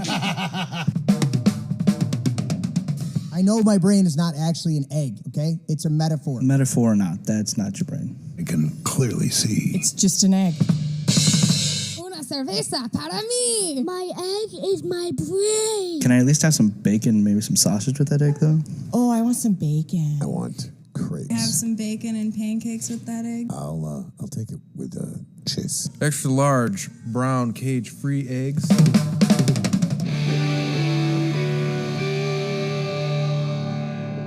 Can I have your brain with hot cakes? A little sausage and a little toast and potato. That would be great. Does it have antibiotics? I don't know, man. I'm not good at this shit. Well, they got to be able to resist some diseases. You resist the disease. Has it got any hormones? Maybe. It's cage free. Vegetarian? Maybe. Are they vegan? No, I eat steak. Never apologize and never explain. It's a sign of weakness. It is a sign of the Duke. Yes. John Wayne. Weak. The Duke. Weakness. Never apologize. Never apologize.